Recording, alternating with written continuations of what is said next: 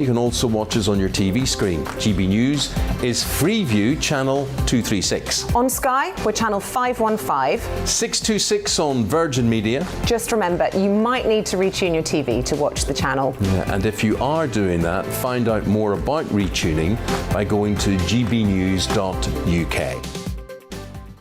Join my show Farage, 7 p.m. till 8 p.m. Monday through Thursday, and there you will get opinion, analysis, debate, and I'll cover stories that nobody else dares to touch. And then for the last 15 minutes, talking pints. We're over a drink. We have a civilised conversation with someone. We very often disagree, but we do it in a grown-up way. Come and join me on Farage.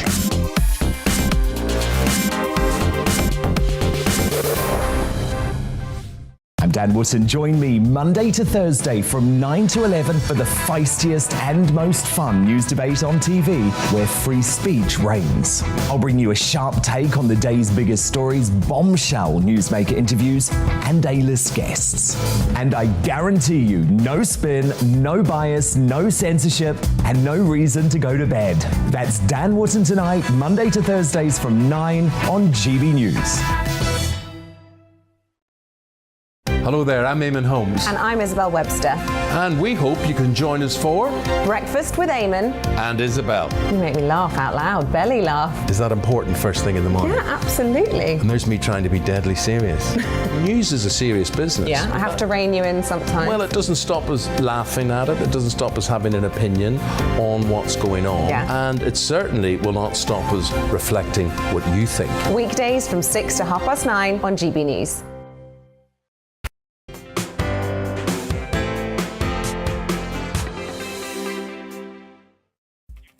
Good evening, I'm Andrew Doyle. This is GB News Live. Coming up in this hour, has Boris Johnson lost red wall voters? And should universities add trigger warnings to academic texts? All this and much, much more. But first, here's the news.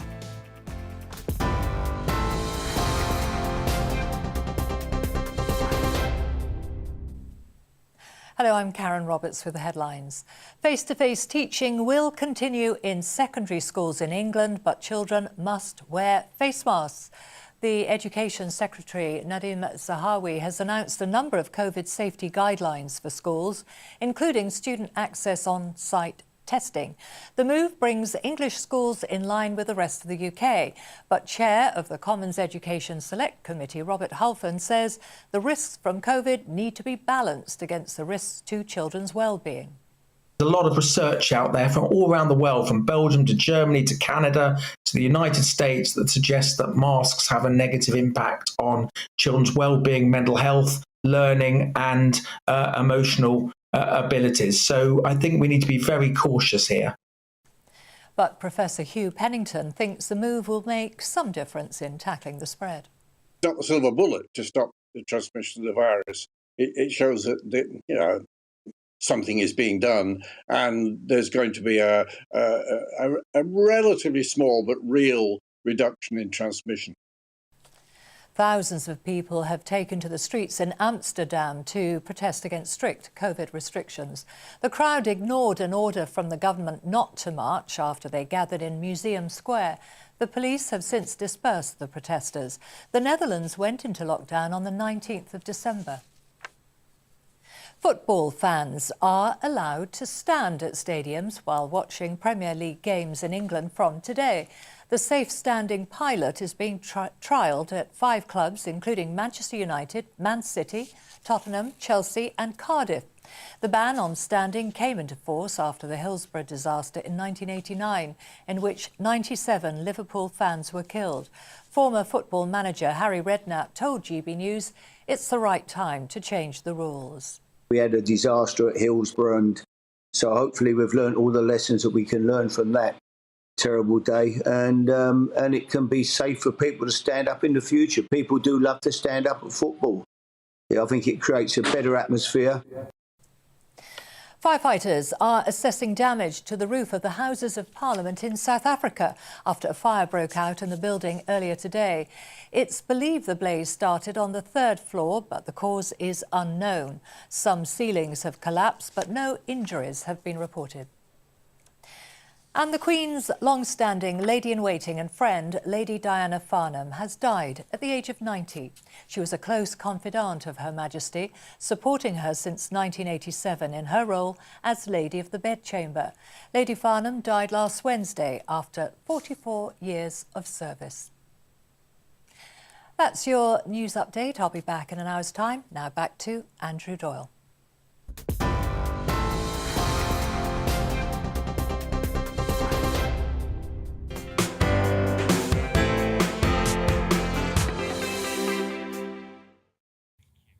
Hello and welcome. Coming up this hour, has the Red Wall turned on Boris Johnson?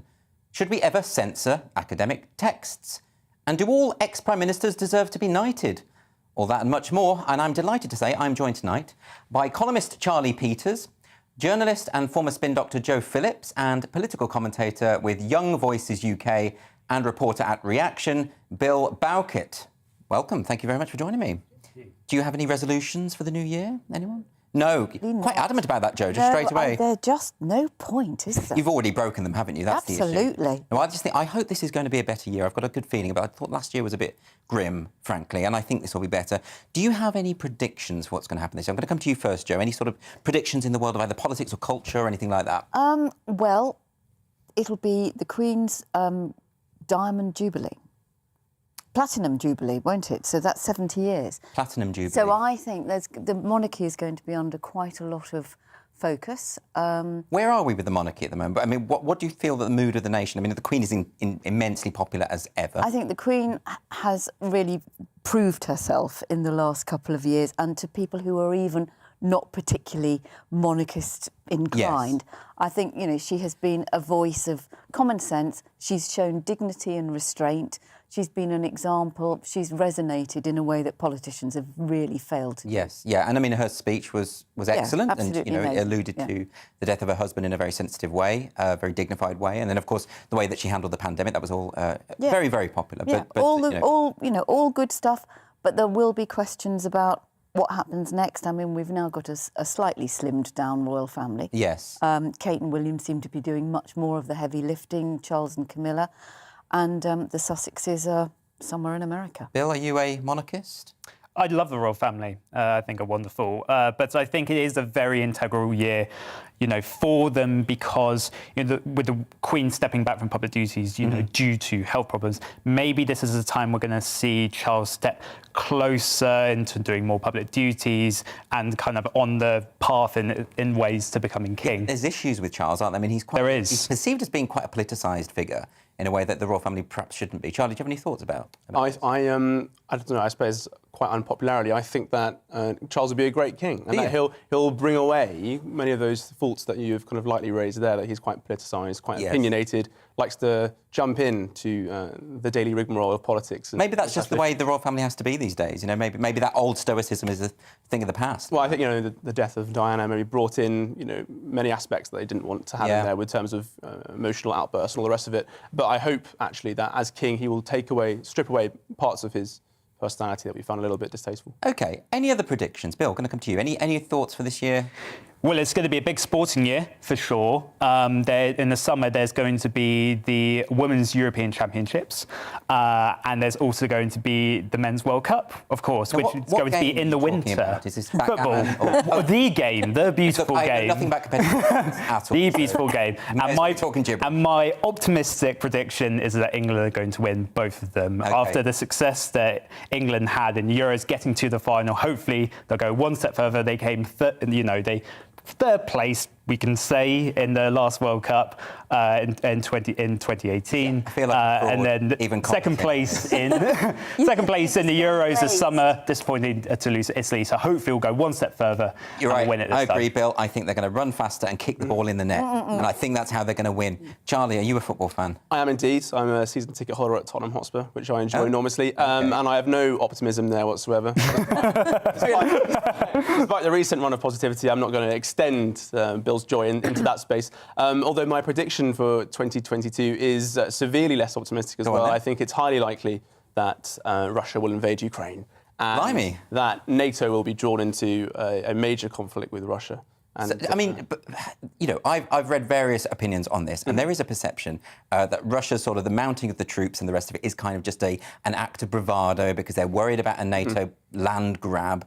Did you have any thoughts on this, Jo? Yeah, I think it's very dangerous. Do you think it could actually manifest in that way? I mean, I think, you know, there's an awful lot of tensions bubbling.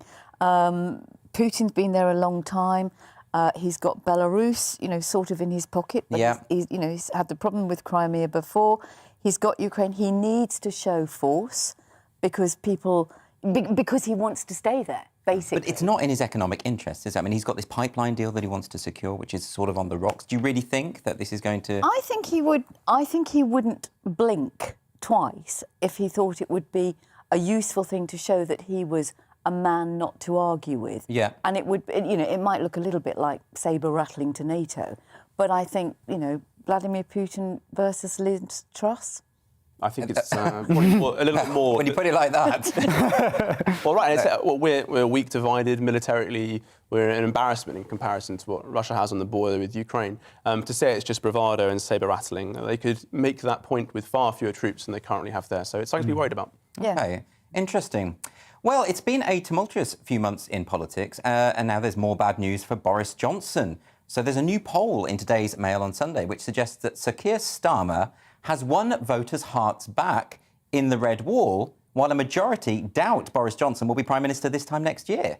The Delta poll survey of the 57 constituencies the Tories gained in the 2019 general election, most of which could be considered part of the Red Wall, found that 38% of voters agreed Sir Keir would make the best PM, while 33% backed Mr Johnson. So, is the Red Wall well and truly poised to flip? Joining me now to unpack all of this is former Conservative Minister EDWINA CURRIE. EDWINA, thanks very much for joining me. Hi, Andrew. What's your feeling about this? Because I think this poll is actually very, very significant because it specifically focuses on those Red Wall constituencies. And to be honest, I never anticipated that it would flip this way and that you would get into a situation where Starmer is more popular. What do you think's happened there? Well, if you look closely, what you'll also find is that the offering of Starmer is linked to Rachel Reeves, not to Angela Rayner. I think if you suggested that Angela Rayner might be a future leader of the country, you might get a very different result. But to be honest, we are right in the middle of a parliament. There isn't going to be a general election for some time. The Tory party is misbehaving in parliament. I mean, the biggest gap there, the biggest response in that poll, which I've taken a look at, is do you think the Conservatives are united? And the answer is a resounding no, which means that actually people are watching. People are watching what's going on. And my my message to the headbangers on the backbenchers in Parliament is, you know, get your act together before you start yelling at the Prime Minister. Just think about what your disunity and your criticism of the Prime Minister is doing. You owe your seat to Boris Johnson. The likelihood is he probably wouldn't win them under anyone else, and you certainly, in many cases, didn't win them under Theresa May. So I would like the Conservative Party to look long and hard at this and to think hard about what it actually means for many of them.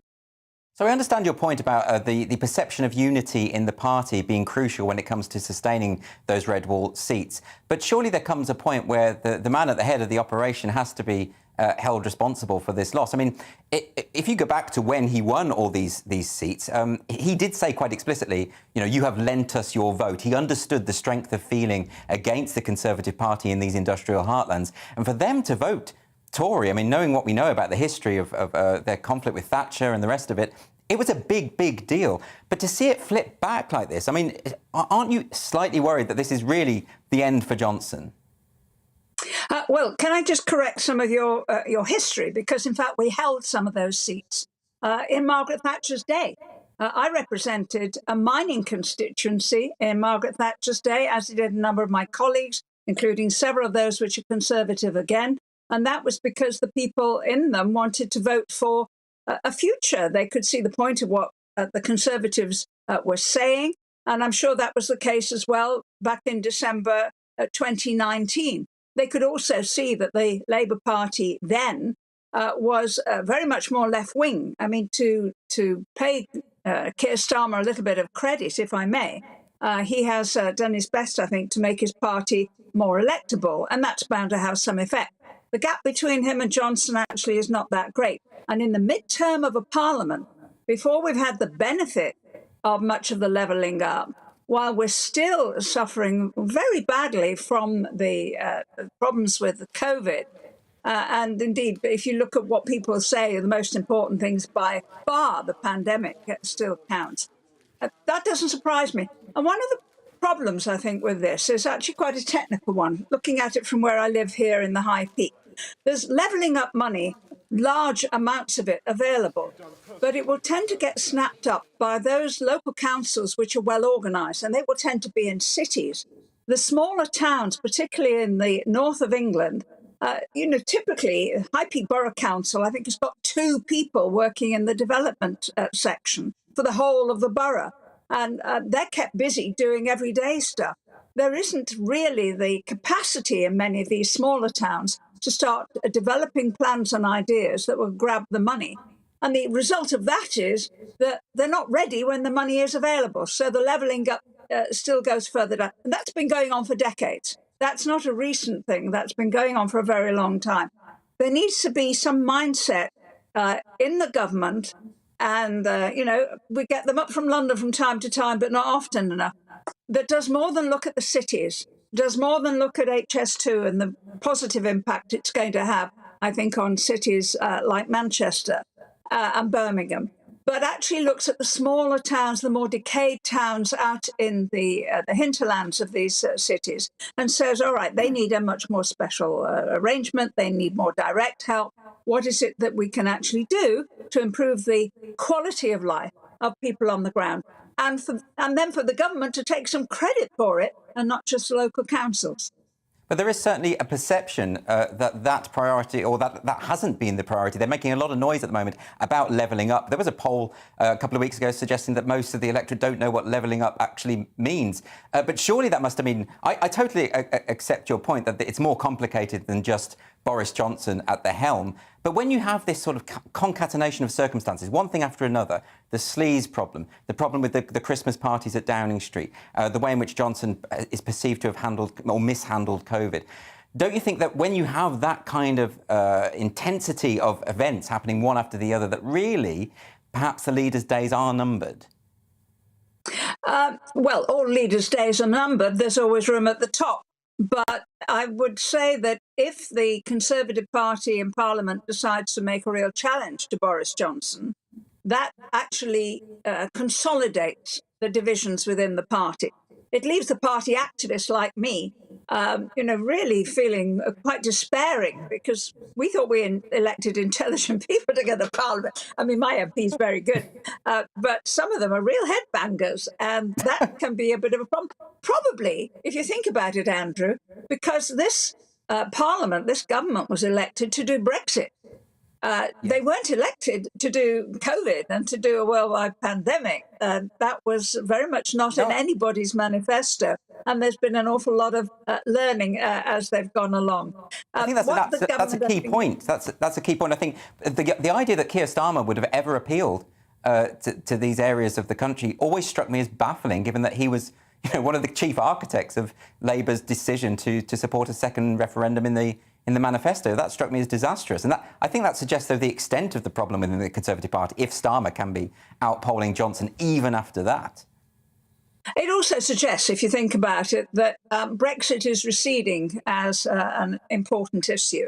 And that has to be a good thing. I think there's a wide recognition that the economy is not in the dire state that was being predicted by the Remainers, that we are actually trading much more actively with other parts of the world now, that in fact our balance of trade with Europe, with the EU, has improved because we're importing less from there, and that we are manufacturing more in this country. And COVID has had that effect as well, I think, by making us all recognise how valuable it is to support local businesses and local activity, and long may that continue. So as Brexit recedes as a dominant issue in the debate, and other things take its place, what actually happens is the money in your pocket counts most of all. And I take on board the comments that have been made by one or two of the Red Wall MPs today, saying, actually, people don't care that much about Christmas parties in Downing Street over a year ago. They're probably having Christmas parties in their own house at the same time. But what they care about is when the bills start to arrive and costs are high. This is going to be, in the coming months, the most actively and energetically debated budget, I think, that we have ever seen. Because what we're expecting to see is taxes go up. I think we recognise that a lot of what has happened has got to be paid for, the health service, the 130 million doses of vaccine we've had in this country in our arms. That's all got to be paid for. The furlough scheme has to be paid for. The business loans, the COVID loans and so on, all have to be paid for or repaid. And people recognise that's going to cost a lot of money. What they're not happy about is stuff that appears to be beyond the government's control, like high fuel prices, high domestic fuel prices. And there possibly the government could do something about it. It remains to be seen. And maybe Rishi would be even more popular after the budget, in which case, then he's a danger. If he's not, and most chancellors aren't, then he's not. I do completely take your point that money is really ultimately what matters the most to a lot of people, and with these prospective energy rises, that's going to cause a lot of problems. Isn't there more the government could be doing there? I know they're preparing a white paper on this, but isn't there more they could potentially do to intervene and cap those prices and help the poorer in society in that way? It could be that would be changes, but I mean VAT at the moment is only 5% anyway. We've had VAT on domestic fuel for 25 years. So it's a well-established system. It's not particularly heavy. It's only 5%. And then you've got the climate change levy as well. There'll probably be some changes with that. But there's also a very strong argument that says, look, maybe people should be using less fuel. Maybe people should be looking at how they are actually heating their houses, that sort of thing. I mean, I'm in an odd situation because I use more power in my house since I have an electric car, and we're being encouraged to do that as well. Suddenly the world, Andrew, has got a lot more complicated, and the choices that are being made are really quite tricky. When you look at this particular opinion poll, what you find is that there's a heavy majority for compulsory vaccination. How about that? There's a heavy majority for vaccine passports. Doesn't surprise me as much. But there's a kind of authoritarian air about much of the north of England. You tell us what to do and we'll object, but we'll still do it. And it will be very interesting to see how that pans out. But in the end, if you want people to vote for you, you've got to look after them. It's as simple as that. Well, Edwina Currie, thank you so much for joining us tonight. Really appreciate it.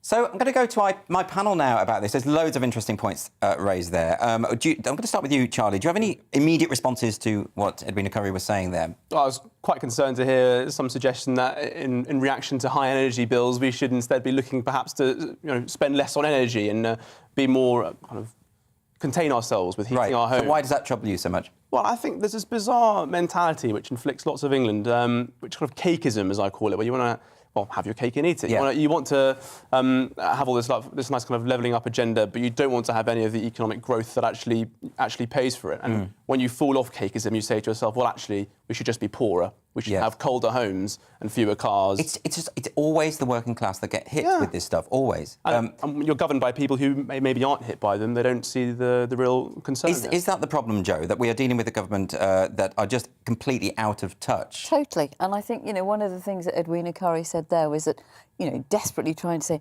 people don't care about parties in Downing Street. They might not care about the parties themselves, but they sure as hell cared about Allegra Stratton smirking and sniggering. Yes. And that's what's done for Boris. And all the opinion polls have just gone right down. They've tanked since that. I take Edwina Currie's point that there will have been some people there who were breaking the rules themselves. It's the hypocrisy that's going to bother them, isn't it? And what she said about, this idea that people do, in a way, they sort of want some sort of, not necessarily authoritarianism, but they do want some guidelines. If you have a group of people who are running the country who seem to make up guidelines but then not adhere to themselves, then it makes it much harder. And I do think, you can say Brexit's done and Brexit's gone. which is true, because I think the bigger issues are going to be the cost of living. And it's not just the cost of energy, it's the cost of everything. Yeah. It's the double lock instead of the triple lock on pensions, for instance. It's the cost of rent. It's the cost of transport. It's everything is going to hit people. Yes. And people have had to reshape and rethink their lives in so many ways. And I think if you've got a government that this lot look as though they haven't got a clue how anybody normal lives their lives. Yeah. I mean, so you share Edwina Currie's view that that the Brexit issue is receding in the popular consciousness. I think it is receding, although I think what the government will do very conveniently, they will blame problems on coronavirus and those sort of things instead of, I mean, you know, as of this weekend, we've got the new import controls have come into force. Yes. And there won't any longer be the 175-day delay for you to do it. You've got to complete everything before you come across or you take stuff out. And that will cause delays and shortages on top of the shortages and delays that we've already got because of shortage of workers and things like that. So a lot of the issues that you've raised there are to do with the government's messaging. I mean, Edwina Currie mentions this idea that there's an appetite for more authoritarianism or to be told what to do. But if the messaging is so ambiguous and poorly phrased, and this feeds into a longer narrative, I think right from the start of the pandemic, the government were not sending clear, coherent messages. No, and actually, you know, if from the very beginning, you know, we all know, or maybe other people don't agree with me, but, you know, we were far too late to lock down and we've, you know, just basically fannied around and then come out with these mixed messages all the time. And instead of talking about restrictions, we should have been talking about precautions. Well, let me bring Bill in about that. Do you share Joe's view on that, or do you take a different view?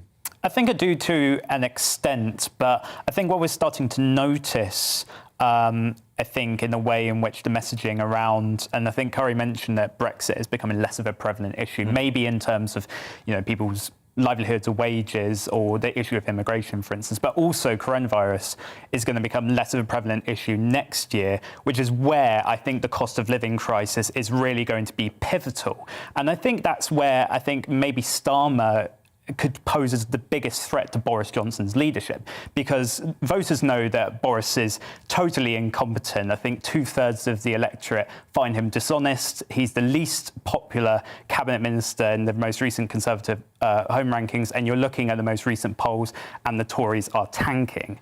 And I've noticed with Starmer towards the end of the parliamentary session before they broke up for winter, is that he started to attack more Johnson on the area of policy. So really, when you start to look at issues like taxes, issues like levelling up, issues like the cost of living crisis, energy bills, and so on and so forth, that I think is going to be the biggest threat to Johnson, and really to his support in the Red Wall is what we saw in that Mail on Sunday Delta poll survey, which I think is evident in that. Yep, very, very interesting. Now, coming up, should we ever censor academic texts or even add what they call trigger warnings? We'll have more on that after the break. See you in a moment. It's time to remind ourselves there's always another winter. Canary Islands sponsors the weather. Looking ahead to tomorrow's weather, and the UK is looking wet with showers continuing in the south and rain arriving over Scotland. Showers will gradually fade over the southwest this evening, but it will remain windy overnight with strong gusts for many. It'll remain mild for the time of year. The southeast of England will also see some showers, but it will mostly remain dry with clear spells. It'll be mild but windy here. South Wales will also have a mostly dry night with some clear spells. An isolated shower remains possible, and it will be windy. Some blustery showers are likely to persist overnight for northwest England, with hail possible, but for many of us it will remain dry. It'll be windy, but mild here too. Showers will be more frequent over the northeast of England, where it will be mostly cloudy. It'll be mild for the time of year and rather windy for most. A band of rain and hill snow will edge southwards across Scotland overnight. It will be windy at times and cold for northern areas. Showers will persist over Northern Ireland overnight, with a more persistent band of rain arriving by the morning from the north. Rain and hill snow will gradually edge south from Scotland, bringing colder conditions. and wintry showers following, remaining drier elsewhere. Canary Islands sponsors the weather.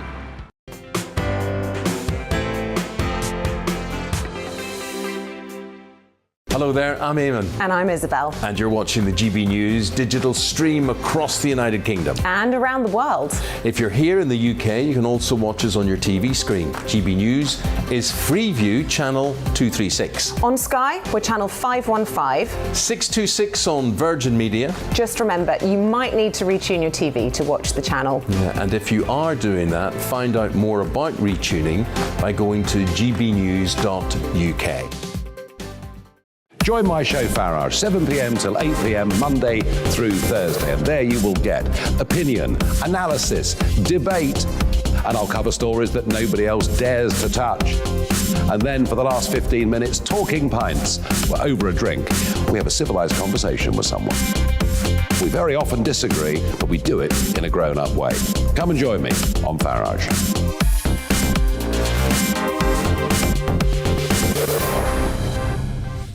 I'm Dan Wootton. Join me Monday to Thursday from 9 to 11 for the feistiest and most fun news debate on TV, where free speech reigns. I'll bring you a sharp take on the day's biggest stories, bombshell newsmaker interviews, and A-list guests.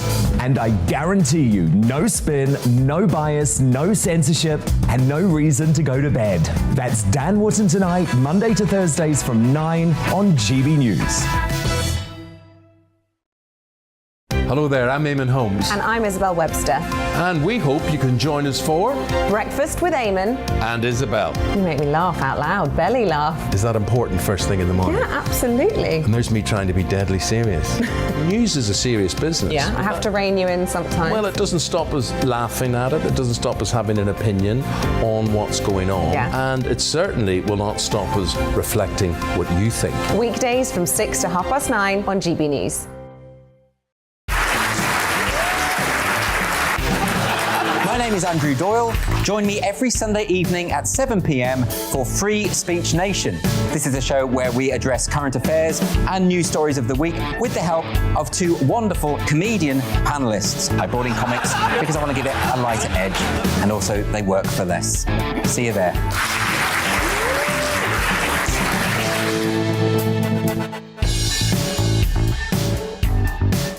Join me, Mark White, here on GB News. For more than 2 decades, I've been at the sharp end of reporting crime and security at home and abroad. From the scourge of terrorism to the fight against violent crime and the deepening small boats crisis in the Channel, they're issues you rightly care about, and so do I.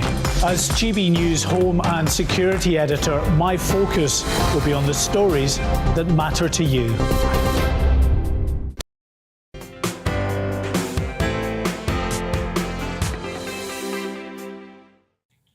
Welcome back. University chiefs have reportedly removed part of an ancient Greek poem that mentions domestic violence to avoid upsetting students. So according to the Mail on Sunday, officials at the University of Reading have cut several lines from the 2,000-year-old Types of Women by Simonides of Amorgos. I haven't pronounced that right, have I? Never mind. Which is taught to first-year classics students. This is not someone I've ever come across. Now, the decision was made on the grounds that the words could potentially trigger distress, even though no student had complained. A spokesperson for the university has said, "We do not censor academic material. Students have access to all texts relevant to their course and are encouraged to read and discuss a wide range of material. Content warnings are used to encourage discussion and study in a way that allows students to be aware of difficult or controversial material before being confronted with it." So, with me is Benjamin Loughnane from the Bell Group and an expert on theology. Benjamin, good to see you. Thanks for joining us. Good to see you. How are you doing? I'm doing very well. Now, I'm not familiar with this. This must be a very minor work. I'm not at all familiar. What is it about this poem that has caused such controversy?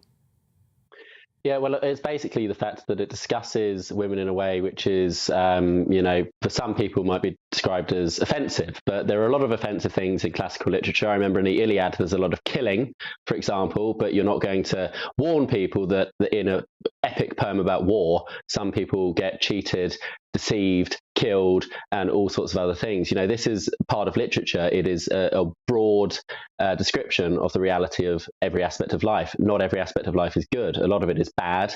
A lot of it is suffering. A lot of it is cruelty. And any literature that doesn't accurately represent all of those things is no literature worth reading. I mean, as John Henry Newman said, if you created a perfect form of literature in which everyone was good and kind and wonderful to each other, it would be a very fine thing, but it wouldn't be literature. It would be something else entirely.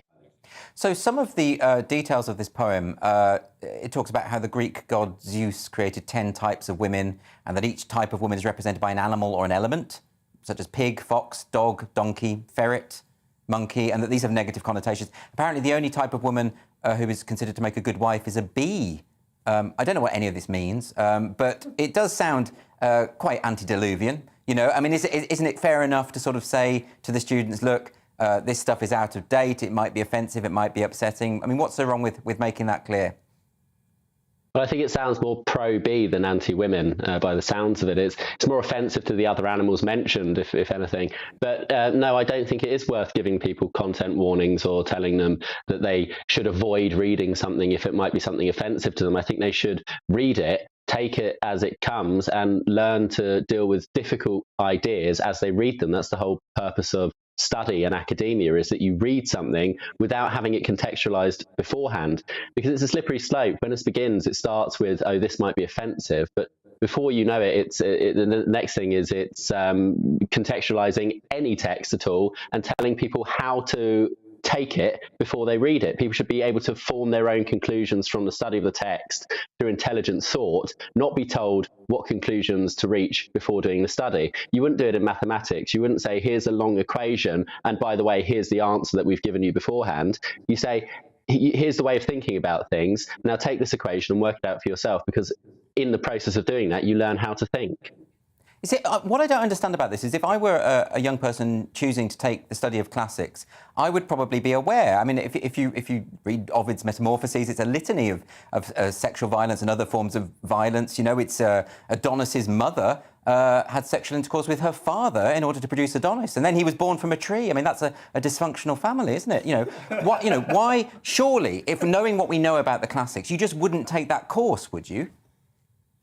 No, it's amazing that people who were being written about 4,000, 3,000 or 2,000 years ago don't conform to the woke standards of today. It's shocking that none of them are up to the minute with all of this agenda. It really is. They should all be cancelled. Every single Greek god was a pervert and a villain and a murderer by the sounds of it, apart from, you know, one or two of them, and even the really good ones by today's standards would be regarded as being evil in some way. So we just have to cancel every single figure from literature, or write long, lengthy essays about how they need to be read, which need to be read before you read the actual reading. And then in about 50 years, all of those content warnings will also fall foul of the modern standards, because things will move on beyond that. And those content warnings will need content warnings of their own.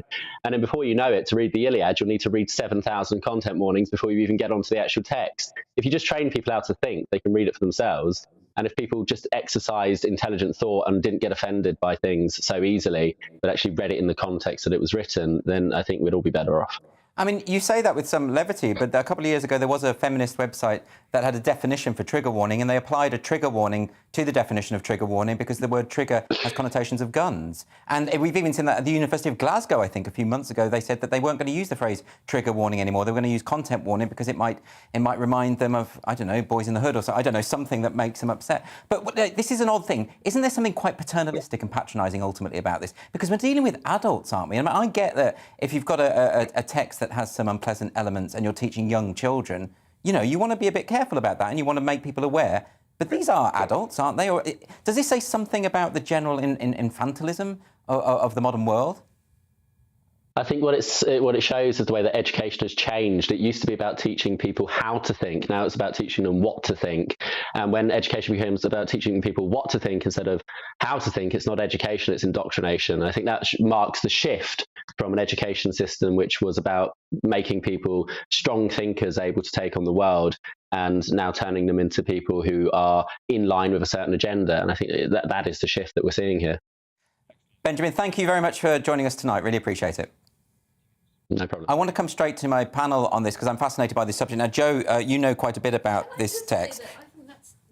Frightening is probably going to alarm people who might not have listened. You mean the strap, Greece frightening? Yes, actually, no, Greece is really pleasant. It's implying there's going to be some kind of invasion or something. Yeah, nasty. We've talked about Ukraine, but blimey. Well, I don't write the strap lines. I'm going to say that right now, Joe. Now, you actually know about this text, this types of women text, which is not something I've ever heard of before. I haven't come across it before. It's dreadful. I mean, it's a piece of very minor, misogynistic doggerel. The only reason that anybody takes any notice of it is because it's particularly long. It's 118 lines. Right. Verses, and that's quite unusual. And it's used, Mary Beard refers to it in her book on Women and Power, as, you know, to put the context of misogyny in ancient Greece. But other than that, it has no classical merit. Yeah, but it shouldn't surprise anyone that people who lived a couple of thousand years ago were misogynist, would it? I mean, that's not a big surprise. I wouldn't have thought so. No, I wouldn't have. But what, you know, I'm coming from an English literature background, and you know, I mean, some of the texts that I studied, I think would probably be far worse. Exactly. If you take something like Titus Andronicus, yeah. You know, I mean, this is a man who, you know, kills two boys, bakes them into a pie, feeds them to their own mother. Yeah, King Lear's not huge. King Lear with the eye gouging. Yeah, exactly. You know, I mean, this sort of like, but we never suggested. I would have felt very, very patronised if someone at my university had said, you might want to just, you know, be careful when you're reading King Lear. It might upset you. I would be absolutely furious, actually, if somebody said that to me, because I think I've come here to broaden my mind, not have my mind constrained. I mean, I think, you know, you have to put this in the context of the story that is in the Daily Mail, and it's this sort of ranting and raving about, you know, cancel culture gone mad, snowflakes and all the rest of it. Nobody's complained about it. They probably will when they all rush out to buy it and think how absolute rubbish it is. Bill, can I bring you... No, isn't that the key point, right? Because the key point of that article, as Joe's just mentioned, is actually no one complained. For me, it's less that you've got a tabloid making a story out of this, because I would expect that. For me, it's the fact that the university has taken action without any complaints. And that's what I mean about paternalism. That's what I mean, that they're sort of anticipating that the students are going to have a meltdown. When I give talks on university campuses, young people are far more resilient than these kind of stories, and the authorities specifically seem to make out. Am I wrong about that? No, I think that's definitely true. And the thing that questions me is that if this line in this particular, you know, piece of literature is so controversial, why have it in the syllabus in the first place? It just does. Well, because it's part of... I mean, the reason it's in the syllabus, and it is only for first years, is because it is about the sort of the context of misogyny. And that does make sense to learn about the historical context. You know what they used to do with the Loeb editions, right, which were dual editions where they had the Latin and the English, or the Greek and the English, and then they would translate it all into English except for certain lines which would be in Latin, and you knew they were filthy. So you could find them, which is, you know, but the thing is, we've moved beyond that, haven't we? I think we're almost regressing back to a point where students have to be protected again. Bill? I mean, for sure. I mean, the thing is that when I took my degree, I knew that a lot of the subjects that I was going to be tackling were going to be controversial and not of its time as well. I mean, I studied Carl Schmitt when I was studying international relations, and Carl Schmitt was a disgusting Nazi, although a conservative thinker in the conservatism module, which was kind of odd in that respect. But I think that is true, is that when you approach this text, you've got to think, OK, this line is not of its time, it doesn't have particular value, but you've got to ask, what's the context behind this? What is the meaning behind this piece of text? I get that. And the wider subject of classics. But let's talk about this slippery slope argument, which is something that is raised within the article itself, because I understand that point, that sometimes this stuff is a bit trivial. You know, we end up with these sort of snowflake accusations and all these silly articles, right? And I get that point. But then sometimes it does have serious ramifications. For instance, there was a law academic in America who was talking about how she can't teach about rape law because students are saying if you use the word violate, that triggers us, even if she's not talking about sexual assault, even if she's talking about does this person violate this law? And actually, it's really, really important that law students, learn about those very difficult areas because they're going to have to defend people. So isn't there a problem there, Charlie? Absolutely is. I think everyone so far has been very generous to students in saying that actually it's administrators causing the problems here. The administrators who are producing these content warnings ahead of any complaints are doing so because they're responding to their customer base, which is incredibly fragile. and extremely emotional in terms of how they deal with their readings. This is entirely driven by student fragility. I mean, when I was at university, I remember coming into the library one day, and on the desk in front of you where there'd be kind of notices, there was a course for aromatherapy, for exam stress, and dealing with problems in this way, which requires kind of the therapizing of daily life. And this is all part, I think, of a general emotionalization of learning and university life. It is entirely driven by student. Now, look, I'm going to have to move on, but very quickly, Bill, because as the youngest person here, you want to defend your generation. What's the matter with you people? We are resilient, and I think that a lot of it is just not representative of the student community, and often it's pummeled by university senior executives and student unions. Like at my university at Kent, my student union introduced a ban on clothing and fancy dress, meaning you couldn't dress as a cowboy or as an ancient Greek as well. So it's not often representative, and often it can have backlash. Exactly, precisely so. So we are resilient, and there will be a small minority who are more vocal than the vast majority. We could debate this for a long time, but you might start crying. Coming up, do all former prime ministers deserve to be knighted? And how many millennials believe that the world is being ruled by lizards in human form? All the big issues tonight. All that coming up after the break.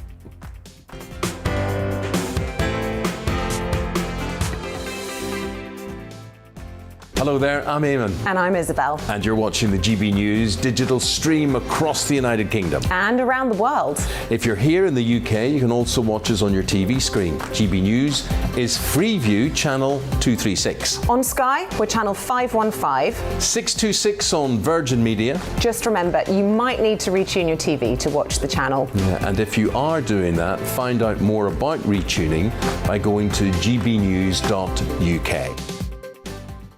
Join my show FAR, 7 p.m. till 8 p.m. Monday through Thursday, and there you will get opinion, analysis, debate, and I'll cover stories that nobody else dares to touch. And then for the last 15 minutes, talking pints. We're over a drink. We have a civilised conversation with someone. We very often disagree, but we do it in a grown-up way. Come and join me on Farage.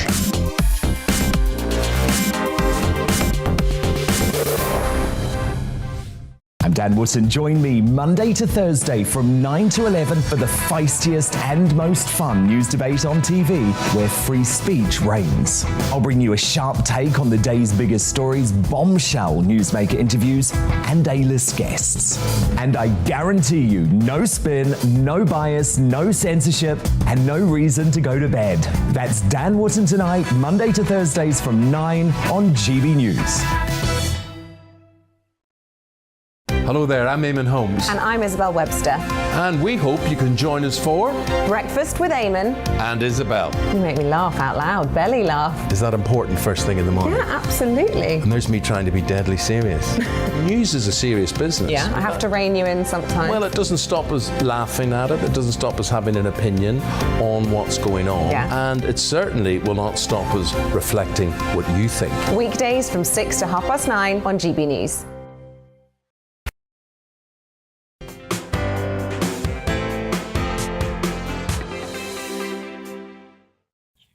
Welcome back. So earlier this week, it was revealed that former Prime Minister Tony Blair is to receive a knighthood, an announcement that received let's call it a mixed reaction.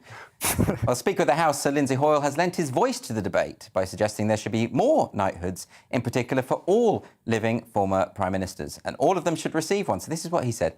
When you've finished, I think it is the respect that we give those Prime Ministers. It is not about politics. It is about the position they have held in this country. It's about the position, and it's the respect that we show to those people who's led this country. I'm sure that's not his grammatical error. Is the title of former Prime Minister not enough, or should we appreciate them even more? I'm not so sure about that. I'm going to come to you first, Joe, about this. Now, a lot of people are upset with Tony Blair because a lot of people say that he is effectively a war criminal. That's the way that people... That's not my words. That's what a lot of people have said in the press. And they think that he absolutely shouldn't be honoured in this way and that this does a disservice to the whole system. Do you think that's right? I think what you have to do is, again, put it back in the context. This was an honour given by the Queen. It is her gift and hers alone. Mm-hmm. It doesn't go through the normal honours system, which is basically signed off by some 23-year-old special advisor who's looking at a list and see if they've given enough money to the Conservative Party or the Labour Party or whoever else happens to be in power. But this is an honour. It's 14 years since he was Prime Minister. The Queen has given it to him. That's up to her. If you start giving it to everybody just because they've been Prime Minister, you devalue it. Yes. And also you take away this, whatever people might think about Tony Blair and Iraq, which I was deeply, deeply opposed to. Tony Blair's government actually did do some really good things. And, most of which have been dismantled. And I suppose, Tony Blair was there for a long time. He was a successful Prime Minister. Yes. Whatever you think about New Labour, it did rejuvenate the party, Absolutely. even though it wasn't a left-wing party anymore, but it was... But would David Cameron get one? What, for doing what? Taking us into a completely pointless referendum and then walking away, leaving us with the mess to clear up? Well, let's see. I'm sure we're going to get a contrary view from Charlie. Yes, surprisingly. Well, let's hear what you think about this. It's not wildly in favour of Sir Tony as a concept, I would say. I agree that the automatic giving of knighthoods to political figures should be avoided in general, but it should be avoided in particular with Tony Blair. I don't think he is the kind of man who should be honoured in that way. His low perception in the country and his kind of fake reappearance in the national political scene is, I think, something that people look back on with some regret. They don't enjoy sitting in pop-up and opining on every single... oh, wait, he never goes away, does he? Well, precisely, but and this will only cement even further his feeling that he must be involved in every major political conversation. I know, you're just going to encourage him with a knighthood, well, there we go, and that's but Charlie, aren't you at risk there of just sort of making a kind of arbitrary decision about who should get a knighthood and who shouldn't on the basis of whether they ally with your personal politics? Well, if I was in power, I would absolutely enjoy to do that, yes. You're correct. So you're a despot? As ever. But I think in this case, actually, it should be more about kind of standards and values and what has that Prime Minister achieved more broadly and what can we look back on since leaving? And I think you rightly raise Iraq and some issues of kind of how decisions were made at the time, and people can not, I think, look back on those and say they were made with the best of integrities. And I think the same... Well, he stands by it. He does stand by his decisions at the time. He can have integrity in his lack of integrity at the time. I think that would be one way to look at it. What do you think? You a Tony Blair fan? No, I'm not a Tony Blair fan in the slightest. However, I do think that he deserved to get a knighthood, and I'll explain why. Yes, please do. Which probably won't get the most support from a lot of Conservatives. But I think the reason why is because often when honours are given to people, it's because of three factors. It's often to do with merit, it's to do with bravery, and it's to do with service. And you could say, arguably, that Tony Blair achieved all three of those things. Whether you would, like you said, Andrew, agree with New Labour or not, it was transformative in, introducing the minimum wage and having more police officers and more doctors, civil partnerships as well, and also service. 10 years as Prime Minister. He's the longest-serving Prime Minister we've had since Thatcher as well. And also, there are elements of bravery that we can have with him and say that actually Blair was really successful in this area. One area in particular is in Kosovo during the war. At the start of his premiership, you could say that was one of his greatest successes as Prime Minister. We come back to this thing of we're just arguing about the merits and demerits of Tony Blair's time in office, and it's that isn't the consideration that the Queen will have, is it? Because the Queen is apolitical. So surely all of these kind of debates are futile. Jo? Yes, I think so. And I mean, at the very beginning of this evening, we talked about the royal family and we talked about Diana and we talked about, how things have changed. Now, who was Prime Minister had only been Prime Minister for a matter of weeks when Diana died. Yes. But Tony Blair. And, we know or we can be taken down the path of what may or may not have happened and the difficulty of the palace being disassociated from the emotions of the public and all of that sort of stuff. It may well be, and who are we to know, that the Queen and Tony Blair had a bit of a sort of a relationship as a result of that, and that the way that he remoulded the Labour Party. But, I mean, I think you're absolutely right. You can't pick and mix just because you like their views or their policies. It's the monarch's gift, and there are, the House of Lords is full of people who have done nothing to warrant any sort of honour. But if but you could argue that Gordon Brown should have it more than Tony Blair. You could argue that Theresa May should have it more than David Cameron. Right. Well, very interesting topic. I'm sure we'll come back to it at some point. Now, you may not like our government or even the royal family, but do you ever suspect that they're lizards? No. Well, Jo, we'll come to you in a minute. I can see you're very keen to jump in on this lizard chat. Well, according to a new poll, More than 1 in 10 millennials reckon the world is controlled by lizards in human form. The survey found that 12% of those aged 24 to 35 said they believed in the reptilian conspiracy theory. The idea suggests that shape-shifting reptilian aliens have ruled the Earth for centuries. According to the theory, our rulers, including American presidents and members of the royal family, are really reptilian humanoids who control and manipulate human societies for their own gain. So do we believe that? Look, I am sceptical about this poll, right? I cannot believe how representative is it. You know, and also, are they misusing the word millennials there? Because the millennials are getting on now. Millennials are sort of a bit old now. I think that needed a trigger warning because I'm finding the whole thing just. Okay, but let's assume that this is true and that this is an old conspiracy theory that used to be peddled, but I think it was David Icke used to talk about lizards. Still is, I think. Oh, does he still among the believe it'll run out? QAnon scene? I think it brings us into the more general conversation about conspiratorial thinking and the appeal of conspiratorial thinking. And if it is the case that younger people are more inclined to believe, because the great thing about conspiracy theories is they kind of clean up an otherwise messy business. Something seems unusual and weird, and all of a sudden the conspiracy theory makes sense of it. And then, I would stop short of lizards. But, I can see why maybe some people are pushing into it, but surely it can't be that. I mean, Charlie, what do you think? I think, actually, I'm surprised that it's so low. I think if you ask the question maybe in France or in the US, where there is quite an opposite, kind of the deferential attitude that we have towards government in the UK, you'd find that it'd be way higher than, was it 12%? Right? So it's 12%? That's loads. So I think in France and the US, you'd find it kind of pushing 20s and 30s. Really? Yeah, people love conspiracy theories in kind of major Republican countries. They like to question the authority of government much more severely. We are so much more deferential, and we are happy to be guided and commanded by those above us. And so, hey, are they lizards? We're maybe not so sure, but I'm sure in other countries they'd be more picking it. Is it just that they're fun? I mean, I remember when I was studying Shakespeare at school, and there were conspiracy theories about how he didn't write any of his own work, and it's like,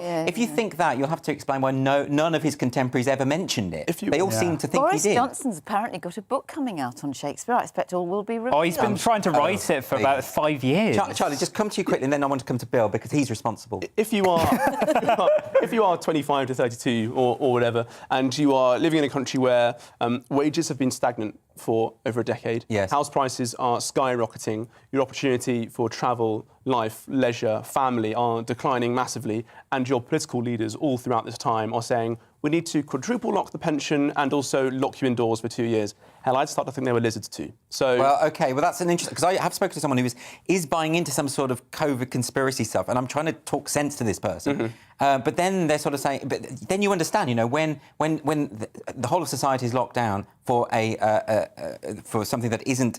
It has a low mortality rate. People start jumping to all sorts of weird conclusions, and that's not helpful, is it? Bill, what do you think? I think part of it also lies in the fact that a lot of people are just very distrustful of the media class, and that they mainly consume that information from social media, and that is where a lot of misinformation kind of funnels from. But we're smarter than that, aren't we? I mean, we see all sorts of rubbish on social media. We don't just believe it all, do we? I know, but we talked about classics, but Plato's definition of democracy as well, he wasn't the greatest fan. It's a bit like, steering a ship by, 5-6 people all at once. It's not going to work. I mean, people will believe what they want, especially now during the coronavirus pandemic. I mean, Mark Zuckerberg, he looks a bit odd.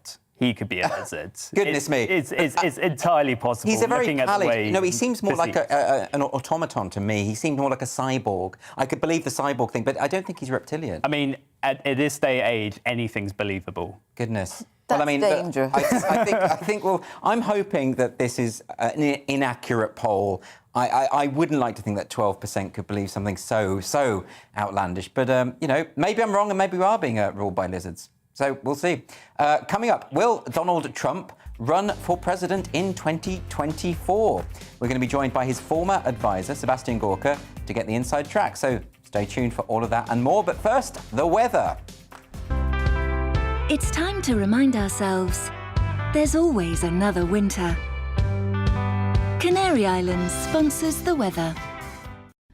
Looking ahead to tomorrow's weather, and the UK is looking wet with showers continuing in the south and rain arriving over Scotland.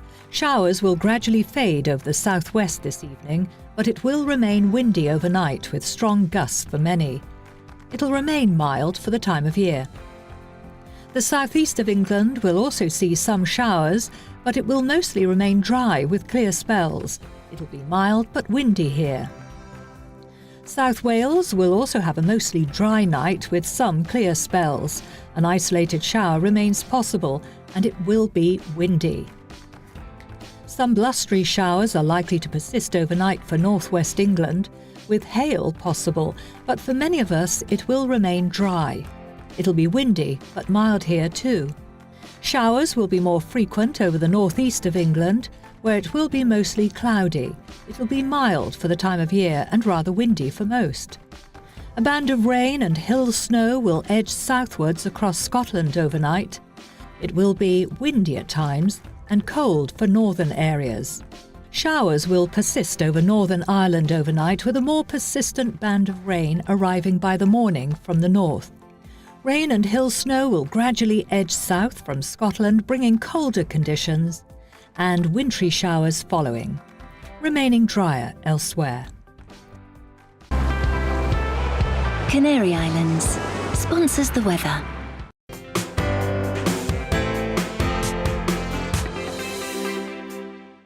Hello there, I'm Eamon. And I'm Isabel. And you're watching the GB News digital stream across the United Kingdom. And around the world. If you're here in the UK, you can also watch us on your TV screen. GB News is Freeview channel 236. On Sky, we're channel 515. 626 on Virgin Media. Just remember, you might need to retune your TV to watch the channel. Yeah, and if you are doing that, find out more about retuning by going to gbnews.uk. Join my show FARNHAMDIES, 7 p.m. till 8 p.m. Monday through Thursday, and there you will get opinion, analysis, debate, and I'll cover stories that nobody else dares to touch.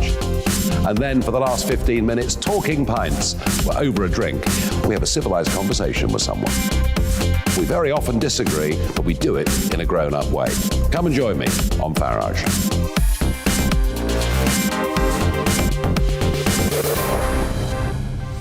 I'm Dan Wootton. Join me Monday to Thursday from 9 to 11 for the feistiest and most fun news debate on TV, where free speech reigns. I'll bring you a sharp take on the day's biggest stories, bombshell newsmaker interviews, and A-list guests. And I guarantee you, no spin, no bias, no censorship, and no reason to go to bed. That's Dan Wootton tonight, Monday to Thursdays from 9 on GB News. Hello there, I'm Eamon Holmes. And I'm Isabel Webster. And we hope you can join us for Breakfast with Eamon and Isabel. You make me laugh out loud, belly laugh. Is that important first thing in the morning? Yeah, absolutely. And there's me trying to be deadly serious. News is a serious business. Yeah, I have to rein you in sometimes. Well, it doesn't stop us laughing at it. It doesn't stop us having an opinion on what's going on. Yeah. And it certainly will not stop us reflecting what you think. Weekdays from 6 to 9:30 on GB News.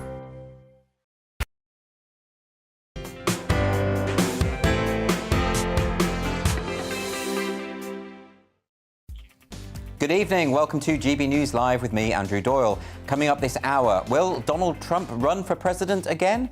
We'll be getting the inside scoop as one of his former advisors joins us shortly. And what would you think if the NHS prescribed you a comedy course? We'll have all of that and we'll bring you tomorrow's front pages as they drop. But first, here's the news.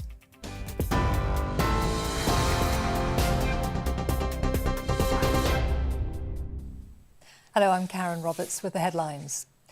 Secondary school pupils in England will be asked to wear face masks in classrooms to ensure face-to-face teaching can continue. The Education Secretary, Nadhim Zahawi, has announced a number of COVID safety guidelines for schools, including student access to on-site testing. The move brings English schools in line with the rest of the UK, but Chair of the Commons Education Select Committee, Robert Halfon, says the risks from COVID need to be balanced against the risk to children's well-being. There's a lot of research out there from all around the world, from Belgium to Germany to Canada to the United States, that suggests that masks have a negative impact on children's well-being, mental health, learning and emotional abilities. So I think we need to be very cautious here. But Professor Hugh Pennington thinks the move will make some difference in tackling the spread. It's not the silver bullet to stop the transmission of the virus. It shows that something is being done, and there's going to be a relatively small but real reduction in transmission. Football fans are allowed to stand at stadiums while watching Premier League games in England from today. The safe standing pilot is being trialled at 5 clubs, including Manchester United, Man City, Tottenham, Chelsea and Cardiff. The ban on standing came into force after the Hillsborough disaster in 1989, in which 97 Liverpool fans were killed. Former football manager Harry Redknapp told GBNews it's the right time to change the rules. We had a disaster at Hillsborough, and so hopefully we've learned all the lessons that we can learn from that terrible day, and it can be safe for people to stand up in the future. People do love to stand up at football. Yeah, I think it creates a better atmosphere. A man has been arrested in connection with a major fire that broke out at South Africa's Houses of Parliament in Cape Town. The blaze caused what firefighters are calling significant structural damage to the roof. An entire floor has been gutted and some ceilings have collapsed. No injuries have been reported. President Cyril Ramaphosa has praised the emergency response team in Cape Town. For now, I think we should be grateful that the National Assembly Parliament has not been razed to ashes and to the floor. Much as it is disappointing, devastating, there is something that we can be grateful for. And the Queen's long-standing lady-in-waiting and friend, Lady Diana Farnham, has died at the age of 90. She was a close confidant of Her Majesty, supporting her since 1987 in her role as Lady of the Bedchamber. Lady Farnham died last Wednesday after 44 years of service. That's your news date. I'll be back in an hour's time. Now we return to Andrew Doyle.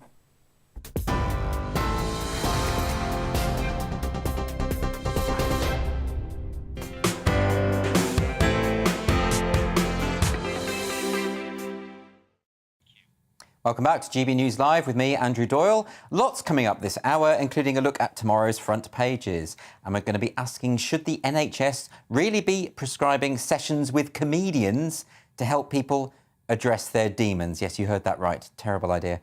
My panel is still with me, the political strategist Joe Phillips, commentator Bill Bowkett and the writer Charlie Peters. We're going to hear from them in a few moments. But first, former President Donald Trump has said he will hold a news conference on January the 6th, 1 year after the riots at the US Capitol. Trump says he will discuss the events of that day, in which rioters marched to the Capitol after hearing him speak outside the White House. Despite this, Trump's decision has faced backlash, including from Alyssa Farah, who worked for the former president as the White House's Director of Strategic Communications. She said today that Trump would be better off remaining silent on January the 6th. But what does one of Trump's former aides think? I'm joined now by Dr. Sebastian Gorka. Sebastian, thank you very much for joining me tonight. It's a distinct pleasure. I'm a big fan of your better half, Titania, so this is a great honour. Thank you, Andrew. Let's leave her out of this tonight. What can we expect from this press conference? This is an odd choice, isn't it? The timing of this is quite specific, isn't it? What do you make of this? No, I think it's a very strategic choice because since the events of last January, we've seen an attempt to criminalize conservatism. We've seen 400 arrests, including of a grandmother, people kept in solitary confinement for months because they trespassed onto the property of Congress. So I think that the president is going to try and take the wind out of the sails of this criminalization of people who disagree with the Democrats and with Nancy Pelosi, the Speaker of the House, and also Biden. And it's a perfect opportunity to look at the last 11 months and the disastrous presidency that is Sleepy Joe's White House. On top of that, I can assure you that he will be announcing imminently that he will be running in 2024 if we manage to shellac the Democrats in the midterms, which every single day seems to be more and more a certitude. Now, how certain can we be about whether or not Trump will run? Because I understand that he can't announce as yet if he is intending to run, because that would cause all sorts of issues. You're absolutely certain that this is going to be the case. Do you think Biden's going to run as well? I don't think Biden can make it another year. I mean, I have it on good authority from somebody who is a good friend of one of the snipers in the Secret Service that he has gone to Delaware. He's gone to his house 31 times in the last year, and he sits there staring out of the window for hours on end. This is a man who clearly is cognitively challenged. The idea that he'd not only fill out the 3 years he's got left and then serve another 4 is absolutely out of the question. And as somebody who saw the president in Trump Tower not too long ago, I can tell you, yes, he is going to run if we take the Senate and the House, because he can't be in front of another fake impeachment. So we've got to control both chambers. If we win that in the midterms this year, then yes, I guarantee you that he will run. Can I ask you about his strategy, though? Because he was, as you know, recently on GBNews talking to Nigel Farage, and he persisted with this idea that the election was rigged. That was the word that he used. Do you think that this might be, strategically, shooting himself in the foot? Irrespective of what he believes, don't you think that generates this impression that he was a sore loser? I mean, this didn't play out well for him last time, did it?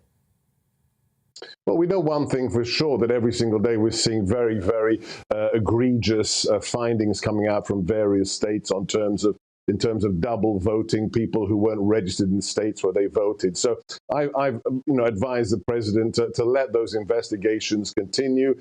And at the end of the day, he will be running. There's no question of reinstatement or other crazy concepts like that. But we had, under the Democrats, 80 million mail-in ballots sent out to voters unbidden. Not people who requested, who said, I'm scared of COVID, or I'm injured, or I'm housebound. No, just willy-nilly, 80 million ballots sent out. And that is rife for some kind of fraud. Because when you have governors, Democrat governors, like in Virginia, where I live, saying for the first time in the Commonwealth, in the first time in the history of the Commonwealth of Virginia, we are not going to verify the signatures on mail-in ballots. You've got to ask the question, who benefits? Well, why would you want to not check the signatures on mail-in ballots? So all we said back then and all we're saying right now is every legal ballot should be counted. Every legal vote should be counted. And the idea that you can have people ballot harvesting, collecting votes who aren't election officials, it's just rife for fraud, and we've got to stop that happening in the next election. But, I mean, it is all very well investigating the potential for mail-in fraud and the problems with the system. That's one thing. But the overwhelming evidence tells us that it wasn't a rigged election. And not only that, after the election, once Trump was challenging it, once Trump said that he'd won it prematurely, this didn't play well with his support base particularly. Maybe some, but it didn't do him any favours. I'm just asking you about strategy here and about tactics. Do you think he might take a different line this time? I'm not sure who you're speaking on behalf of, that it didn't sit well with his base. But we have recent polling that has 30% plus of Democrats think there was overwhelming fraud in the last election. Those are people who voted for Sleepy Joe. That's 30% of the people who put this man into the White House. So, when it comes to what his strategy is, he will decide on what his strategy is. But at the end of the day, if you look at election night, we have a very, very disturbing phenomenon. In the 4 key battleground states, the president was handsomely leading. In all 4 of them, for unknown reasons, they stopped the ballot count. Why would you stop the ballot count? When they restarted the ballot count a day later, suddenly his lead was reversed. How does that happen? We just want these questions to be answered. And in a nation that is the only country in the world to put people on the moon, I think we should be able to solve this, don't you? I mean, one thing that I think does concern me about the increasing political tribalism, particularly in America and increasingly over here in the UK, is that this is not it doesn't bode well for a healthy society. Do you think that Trump, if he does become president again, that he will be able to attempt to heal division? We heard all of this from Joe Biden, that he was going to attempt to heal the divisions in the country. It doesn't look to me like he's succeeded in that at all. Do you think Donald Trump would be more interested in making a serious effort to bring people together? Or is he just too divisive? A couple of things. So let's leave, allegations of fraud aside and everything else. My old boss, Donald Trump, earned more votes than any incumbent president in history. Fact. more than any other, from JFK to Ronald Reagan to Obama, more than any incumbent president. Not only that, after 4 years, and you know this well, Titania has been documenting this, after 4 years of incessantly being called by the mainstream media a Nazi, an Islamophobe, a misogynist, a white supremacist, he got more votes. He got 12 million more votes than he did in 2016. And not only that, think of this. After being called a racist for 4 years by the mainstream media, he got more black and Hispanic votes than any Republican president since the 1960s. So if anybody can bring us together, it's President Trump. And on the topic of tribalism, let me just say this. As a child of those who suffered under fascist occupation and then whose father was persecuted, tortured, and imprisoned by communists, I like it when people disagree. I like it when Twitter is a little bit spicy. The idea that you have to have a homogenous take on the world, that's what the left is trying to do. That's why people are being banned on Twitter. That's why a man who got 74 million votes lost his Twitter account. That is bad. Everybody agreeing is what happens in dictatorships, and I don't like it. Can I ask you just quickly, we haven't got much time, but I do want to ask you about that, because to me, that was the most egregious example of big tech overreach when they, deplatformed a sitting president. I think that's a very sinister development. But Trump himself said that Twitter basically enabled him to win first time round 2016. Do you think that with big tech against him, with big tech, with Twitter, censoring sharing of articles that were critical of an opponent, that stuff is going on, can he really prevail when there's all of that against him?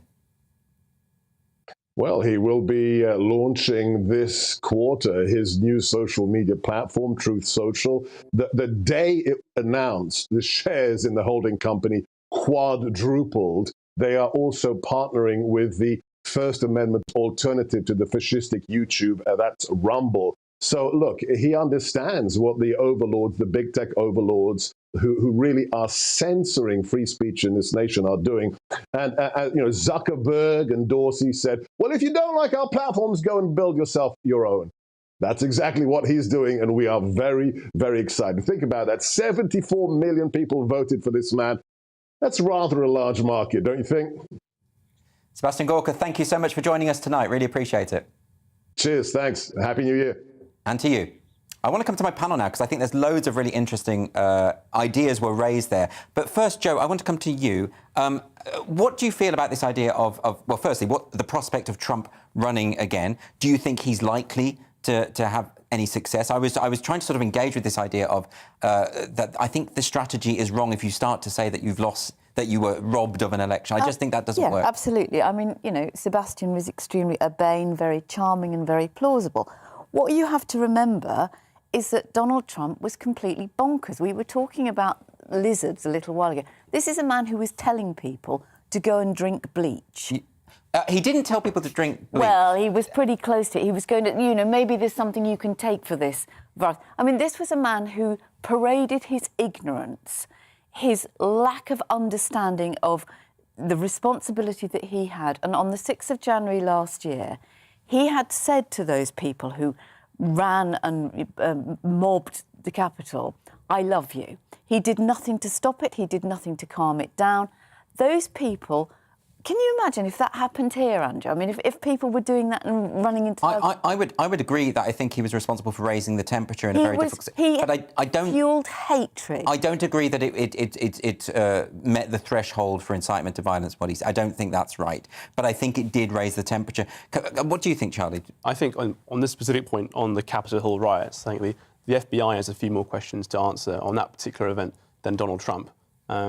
Tucker Carlson at Fox News is doing some very interesting work, kind of exposing the level of involvement of the federal government with certain people who were rioting on that day. It would be good to know to what extent the federal government was involved in those popping through the door in Capitol Hill. It might sound quite conspiratorial, but it is a legitimate... Well, I don't know about any of that, and it does sound a little bit conspiratorial to me, but my point is that I'm all about personal responsibility. I think if you're going to trespass and cause criminal damage, that's on you, and I don't think you can blame someone else. No, but he didn't do anything to calm it down, and he had spent his entire presidency fueling hatred, stoking hatred.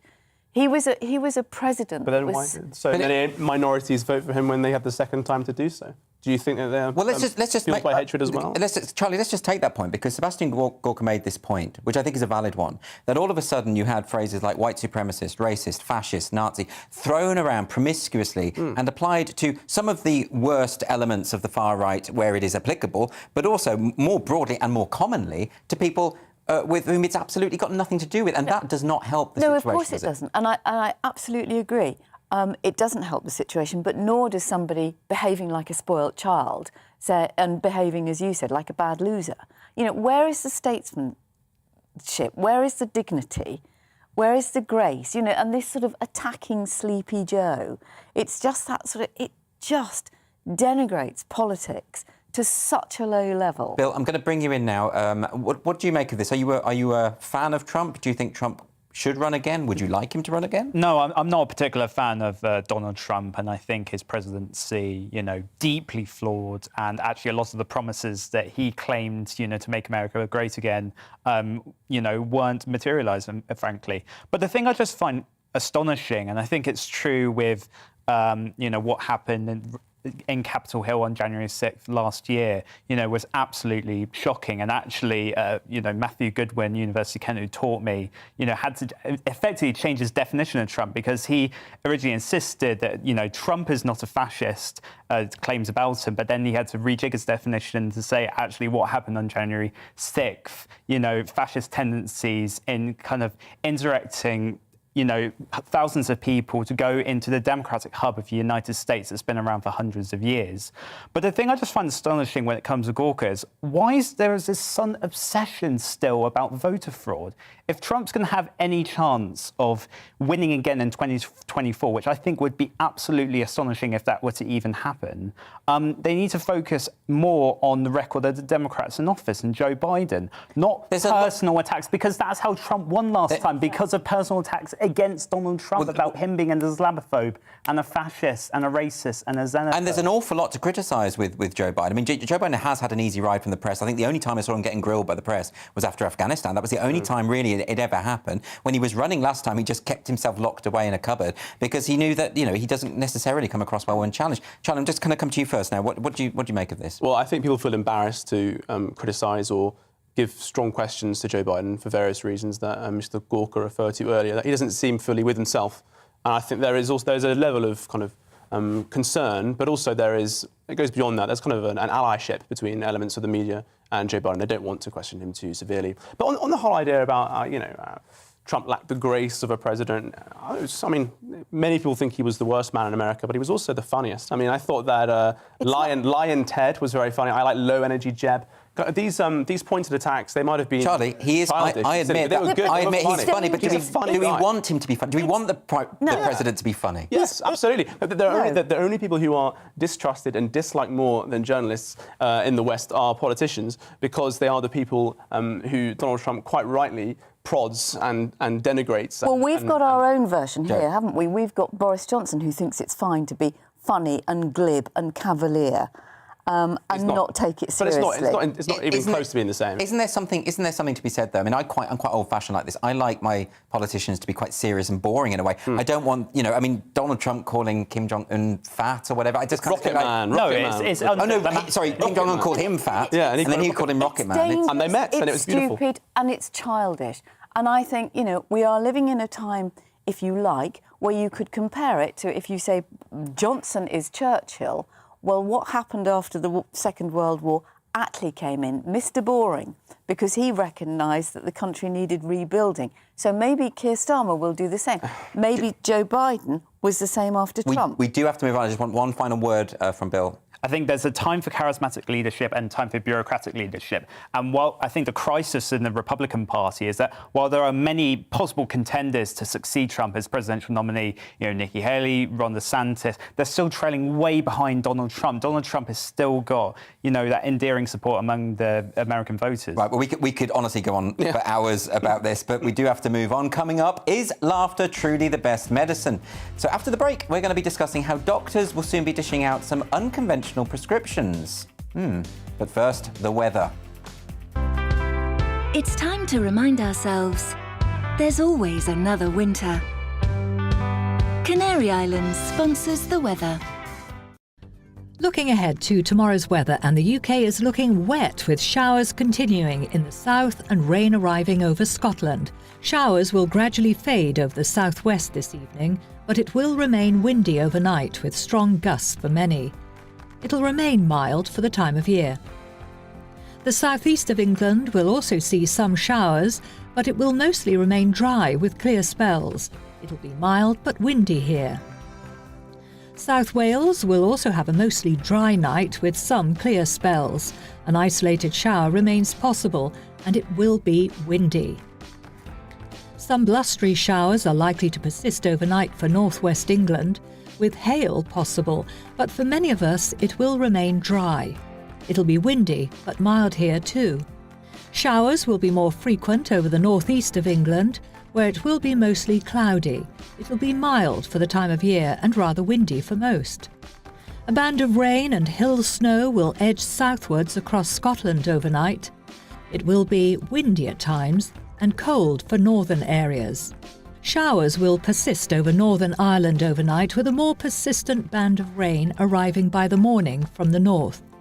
Rain and hill snow will gradually edge south from Scotland, bringing colder conditions, and wintry showers following, remaining drier elsewhere. Canary Islands sponsors the weather.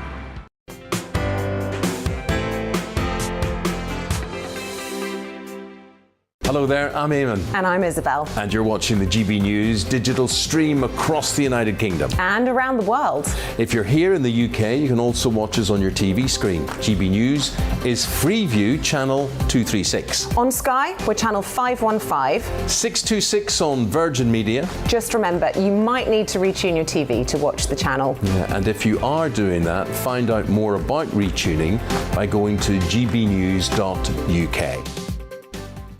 Join my show Farage, 7 p.m. till 8 p.m. Monday through Thursday, and there you will get opinion, analysis, debate, and I'll cover stories that nobody else dares to touch.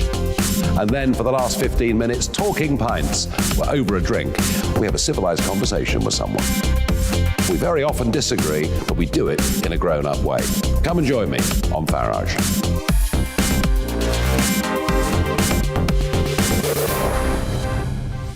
I'm Dan Wootton. Join me Monday to Thursday from 9 to 11 for the feistiest and most fun news debate on TV, where free speech reigns. I'll bring you a sharp take on the day's biggest stories, bombshell newsmaker interviews, and A-list guests.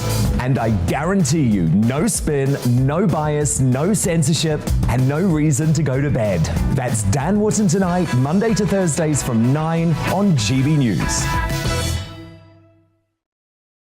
Hello there, I'm Eamon Holmes. And I'm Isabel Webster. And we hope you can join us for Breakfast with Eamon and Isabel. You make me laugh out loud, belly laugh. Is that important first thing in the morning? Yeah, absolutely. And there's me trying to be deadly serious.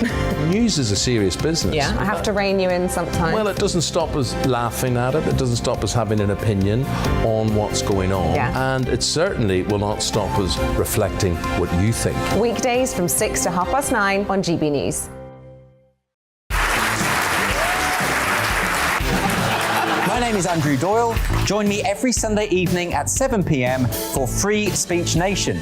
This is a show where we address current affairs and news stories of the week with the help of two wonderful comedian panellists. I brought in comics because I want to give it a lighter edge, and also they work for less. See you there.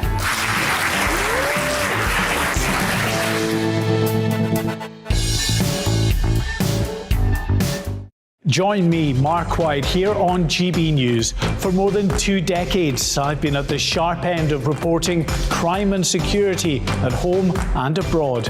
From the scourge of terrorism to the fight against violent crime and the deepening small boats crisis in the Channel, they're issues you rightly care about, and so do I. As GB News Home and Security Editor, my focus will be on the stories that matter to you.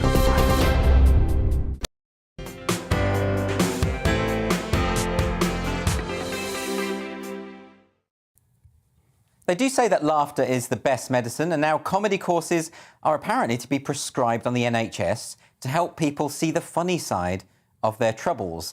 People suffering from a range of mental distress, from anxiety and depression to grief or post-traumatic stress disorder can, from this month, attend a free 6-week course where they will learn to write jokes based on their experiences and perform them on stage. Comedy on Referral is the latest example of the new drive for social prescribing, whereby GPs refer patients to participate in non-clinical activities such as walking in nature or singing in order to improve their health. Patients will be coached to look for the comedic moments in the events that have caused their distress. So joining me now is comedian Leo Kearse.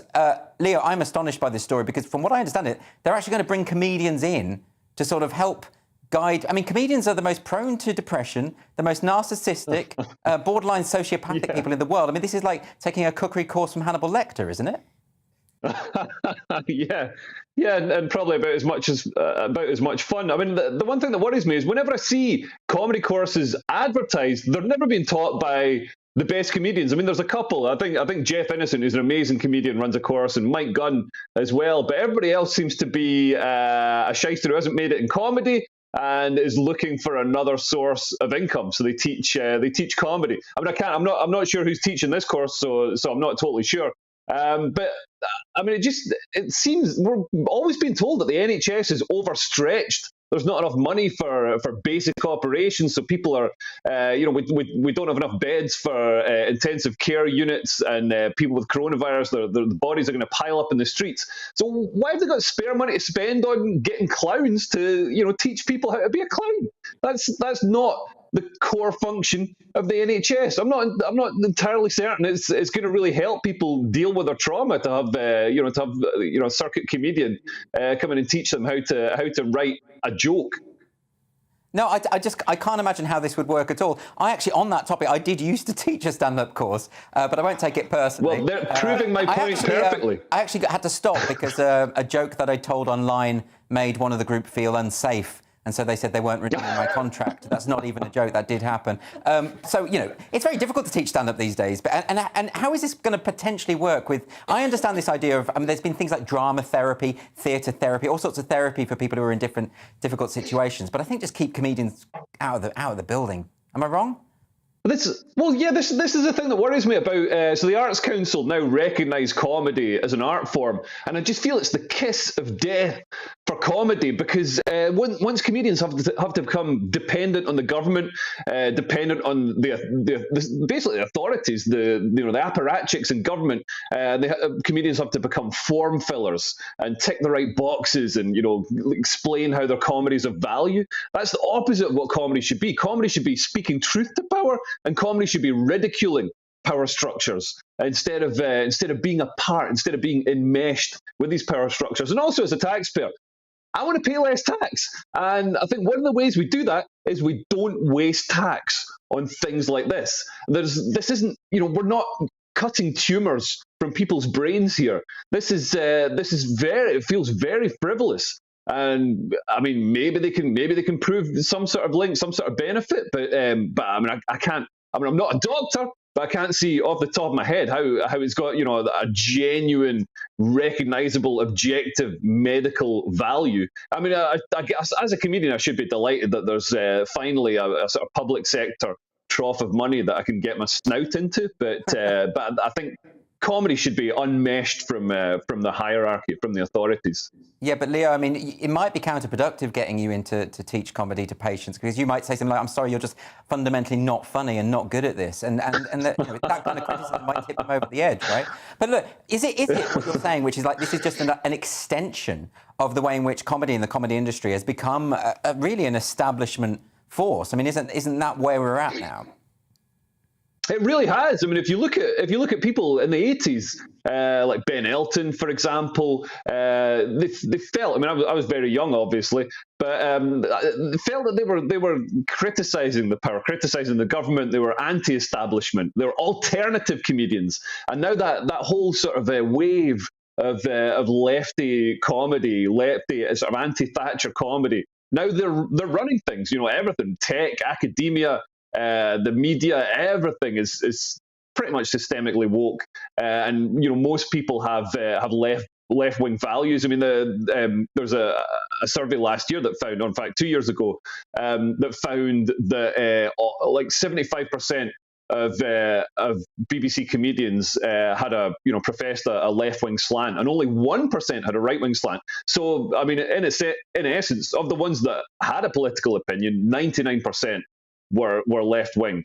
And only 1% was not. So I mean that's an insane bias. I mean that wouldn't be allowed in any other kind of demographic. If you had 99 men and 1 woman, that would be, people would be throwing their guardians out the window in outrage. So yeah, I mean I really think there's a lack of representation in comedy, and a lack of representation in establishment comedy, and what people consider. I know left-wing woke people, they consider themselves to be completely correct, but we all consider ourselves to be completely correct. And the way we sort of combat it is to have representation, is to make sure that voices that aren't normally heard are heard. And I mean, Brexit voters, white van man. Well, just to play devil's advocate a little bit, and just to support some of the comedians who are involved in this, I don't know which comedians are involved in this, but, it has been pretty tough for comedians of late through the pandemic, in terms of there hasn't been much work. Maybe this is a good thing just in terms of just helping people to get some work. I think you've been doing some Zoom gigs and things like that, which absolutely terrify me. But it's been hard, hasn't it, to make a living as a comic at this moment in time? I mean, I don't know. I've been doing all right. I went into politics. I mean, I think the thing as a comedian, if you're not allowed to do live gigs, don't try and suckle at the teat of the public sector. Find something else. Go and work in Asda. I know comedians have been working as Amazon delivery drivers, doing all sorts of stuff, and a lot of them are finding it's actually a lot more fun than being a comedian, because you're not driving 8 hours each night to go and shout penis jokes at drunk people. So it's more fun and you've got the regular income. So I'm not sure all the comedians came back after the lockdown, to be honest. But yeah, I mean, the government doesn't owe anybody a living. I think if you're capable, you can go get another job without filling in a form with the Arts Council and asking for some money from a bus driver or a cleaner who's paid their taxes to enable you to play around at being a clown. Well, Leo, thanks so much for joining me tonight. I'll see you soon. See you soon. Cheers. Leo, as we know, is often on headliners here at GB News, and I think he's on this week. I want to come to my panel about this, because I think this can this possibly be helpful? Am I just being incredibly cynical? But I just think this sounds ridiculous. Bill, what do you think? I mean, yes. Why does the state have to get involved in stuff like that with the National Health Service? I think you should get some facts here. Okay, right. Let's go to Joe for the facts, and then you can... Okay. We'll just go to Joe for the facts. I know it's really boring, but you actually have to say it's a small sort of pilot study working with Bristol University.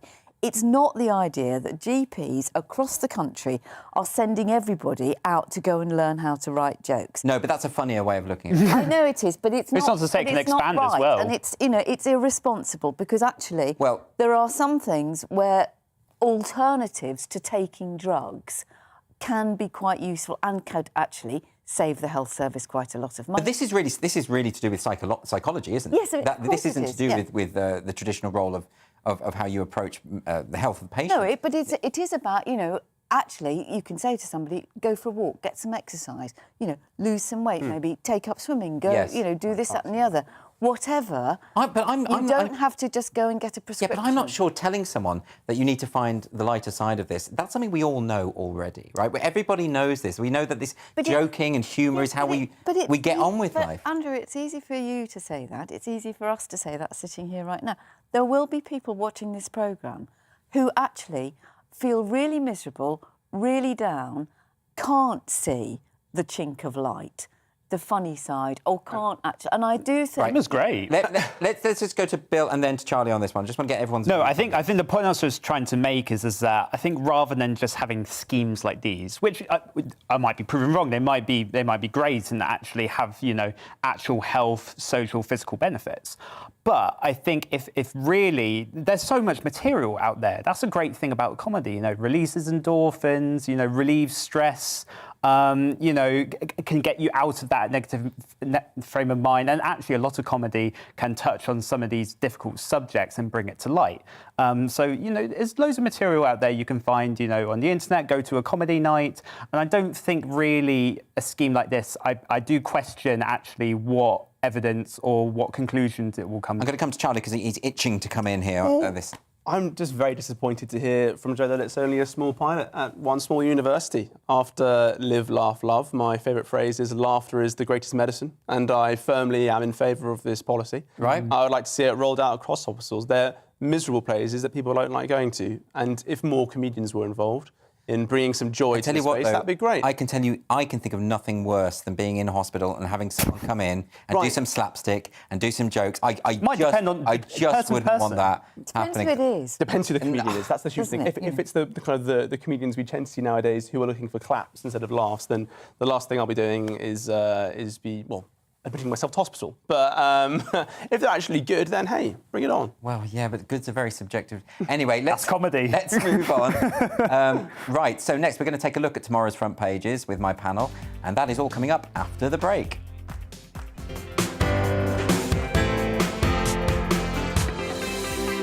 Hello there, I'm Eamon. And I'm Isabel. And you're watching the GB News digital stream across the United Kingdom. And around the world. If you're here in the UK, you can also watch us on your TV screen. GB News is Freeview channel 236. On Sky, we're channel 515. 626 on Virgin Media. Just remember, you might need to retune your TV to watch the channel. Yeah, and if you are doing that, find out more about retuning by going to gbnews.uk.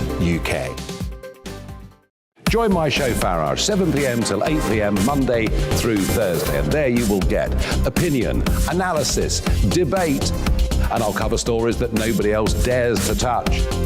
And then for the last 15 minutes, talking pints. We're over a drink. We have a civilised conversation with someone. We very often disagree, but we do it in a grown-up way. Come and join me on Farage.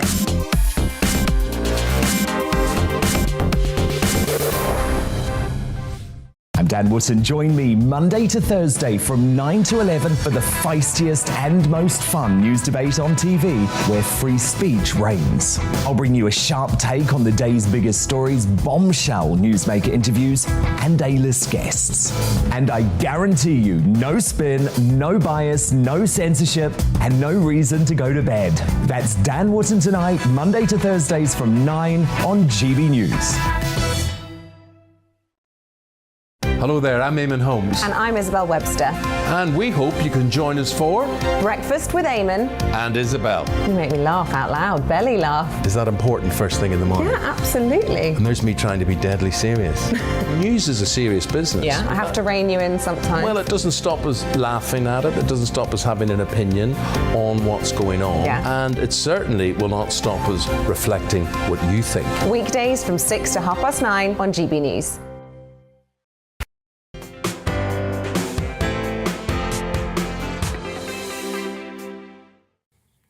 Welcome back. Let's take a look at some of tomorrow's stories in Monday's papers. I'll get some reaction from my panel in a moment, but first let's have a look at those front pages that have come in.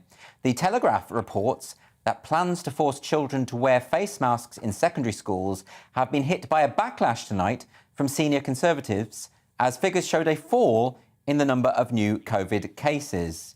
The Guardian, also leading with that story, reporting that the Department for Education has advised schools to deal with staff shortages by combining classes into larger groups.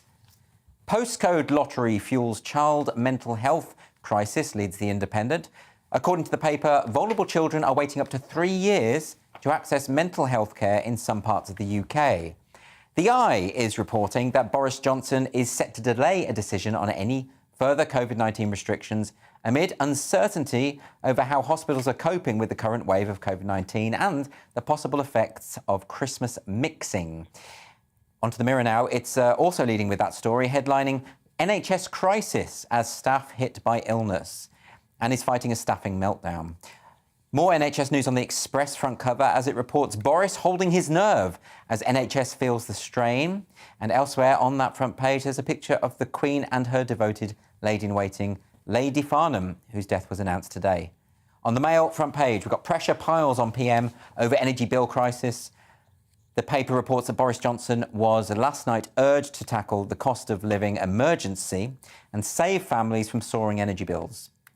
And The Star, always bucking the trend, back in the freezer, reads the front page of The Star, as Britain's erratic weather is set to drop to -10 degrees from tomorrow. Apparently, the polar plunge comes after the warmest New Year on record, which saw thermometers rocket 16.2 Celsius in London.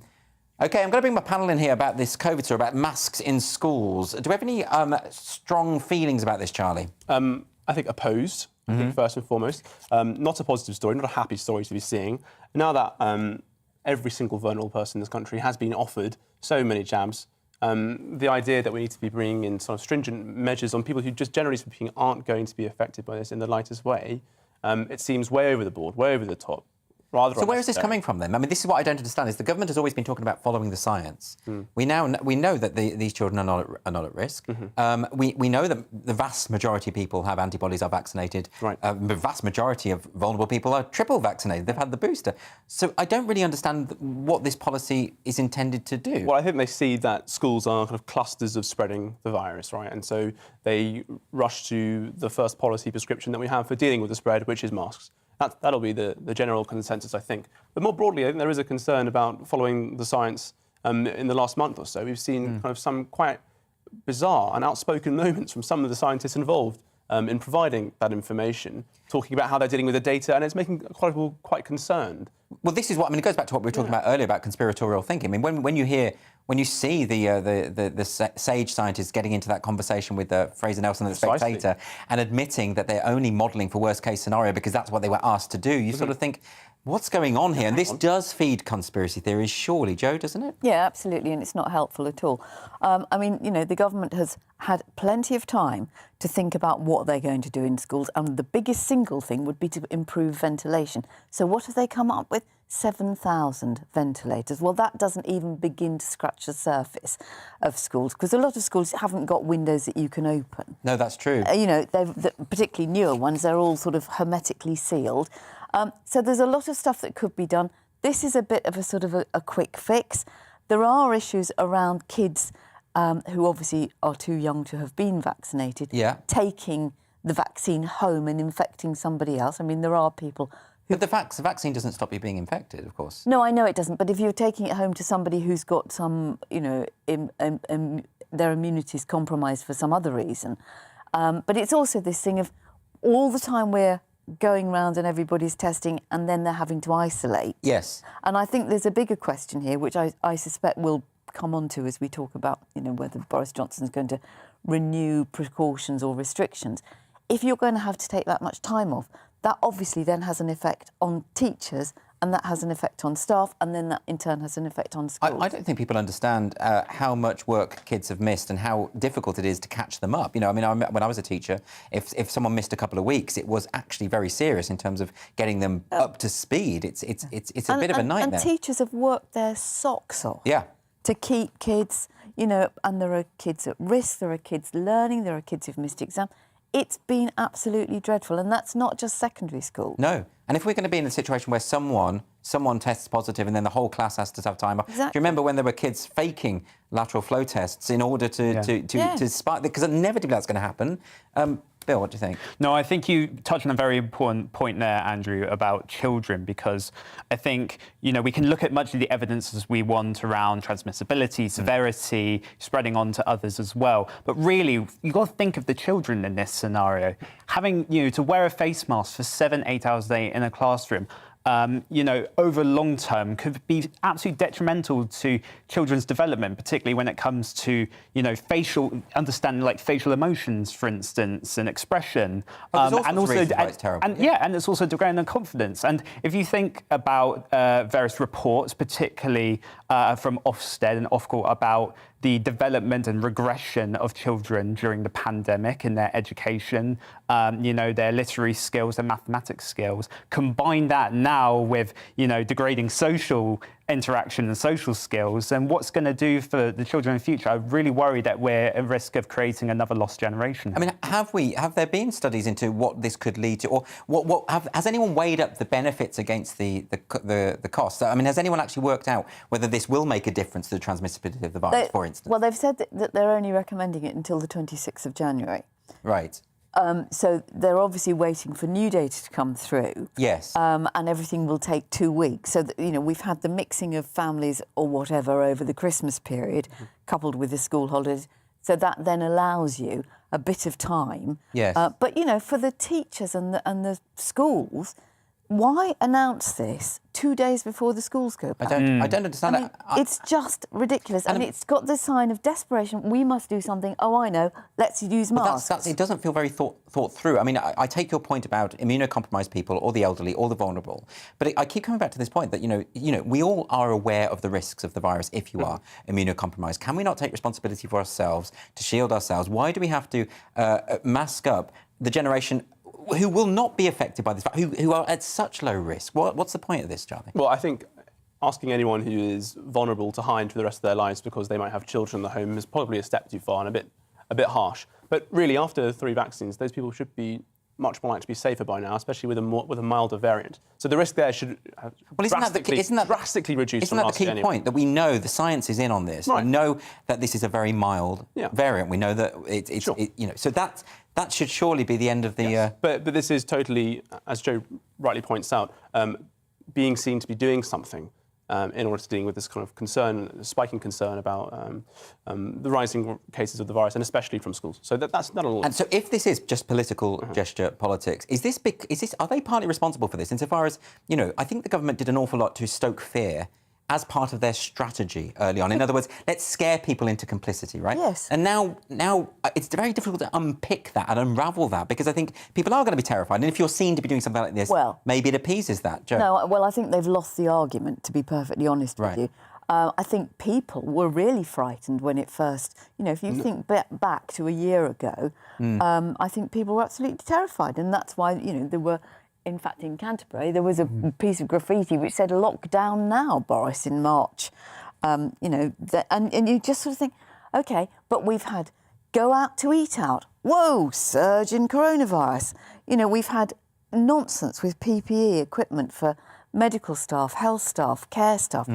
But we are now in a much better place.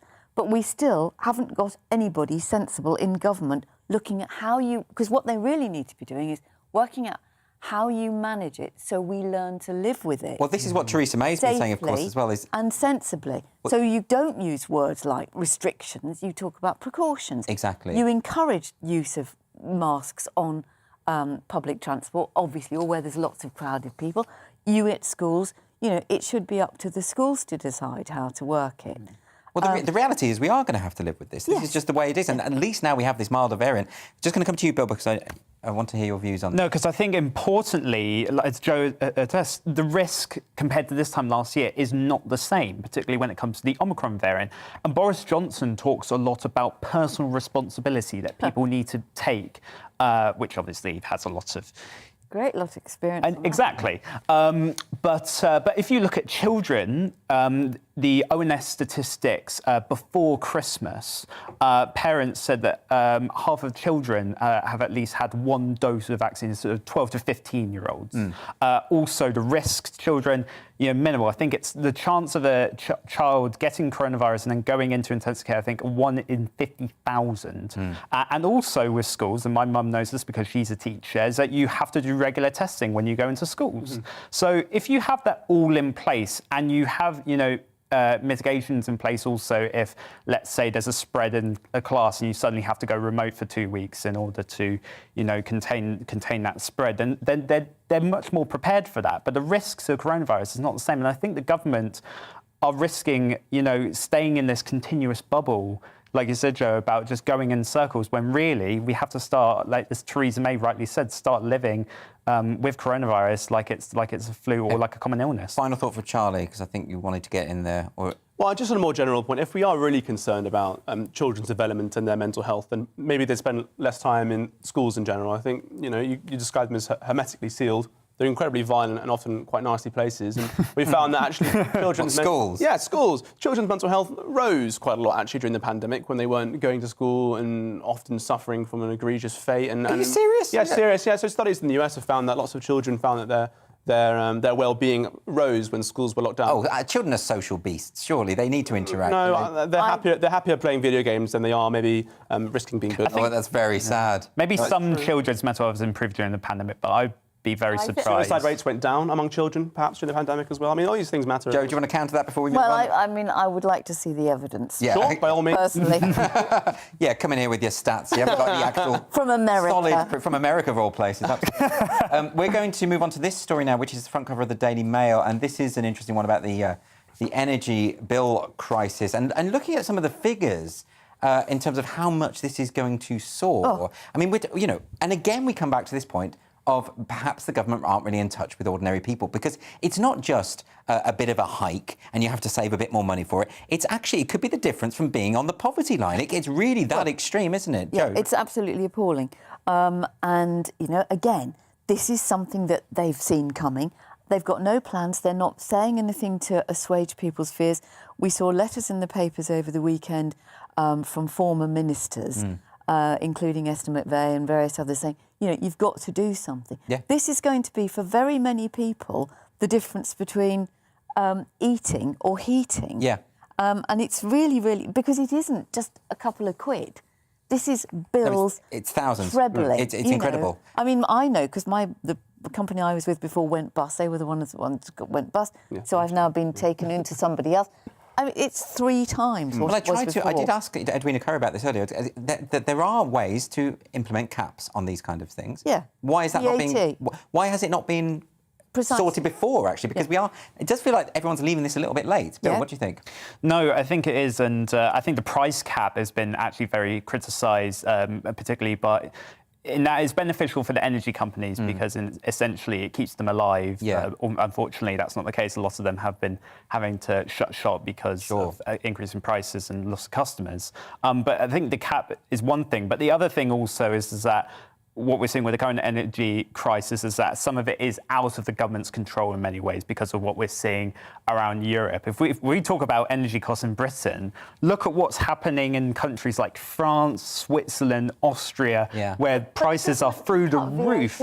Yeah, they can do. Of course, yes. Small tinkering. Charlie, These are small tinkering little measures. They don't really get to the heart of the problem, which is that we have a low energy supply and we're faffing around with kind of the COP green agenda, when actually perhaps we should be looking at creating more energy to make it cheaper. Do you think it's the environmental agenda that has put us into this situation? I think that is massively hamstring him on this issue, because after hosting COP26, he can't turn around the corner and produce a policy plan that would, instead of messing around with the numbers and actually putting a price cap which taxpayers still will pay for, right? Yeah. It's public money that's covering those extra costs. It's not just magicked away. He should be looking at fracking, or maybe getting some hydrogen, or looking at alternative sources to actually... Nuclear. I just don't understand why this hasn't been a priority, though. I just think this because they don't take... Because he's got no plan. He wants to be Prime Minister. He's become Prime Minister. He is a man with no plan, surrounded by people who are courtiers. There is not a shred of common sense in that cabinet. Well, listen, we could talk about this for a lot longer. We are actually running out of time. I did want to get to the Daily Star's front cover, which is the news that it's going to be a bit cold. But I don't know how much we would have to say about that. I liked your... What did you say? Something plunge earlier. It's a plunge, yes, exactly. We're set for a polar plunge. A polar apparently. plunge. So just an opportunity for the Daily Star to indulge in some alliteration. That's all that is. Anyway, that's all from me tonight, and the last edition of GB News Live over this festive period. We are back to our usual programming tomorrow, including a number of show launches next week, including Eamon Holmes' new breakfast show. So thanks to Joe, Charlie and Bill, and I'll see you soon. Good night. It's time to remind ourselves there's always another winter. Canary Islands sponsors the weather. Looking ahead to tomorrow's weather, and the UK is looking wet with showers continuing in the south and rain arriving over Scotland. Showers will gradually fade over the southwest this evening, but it will remain windy overnight with strong gusts for many. It'll remain mild.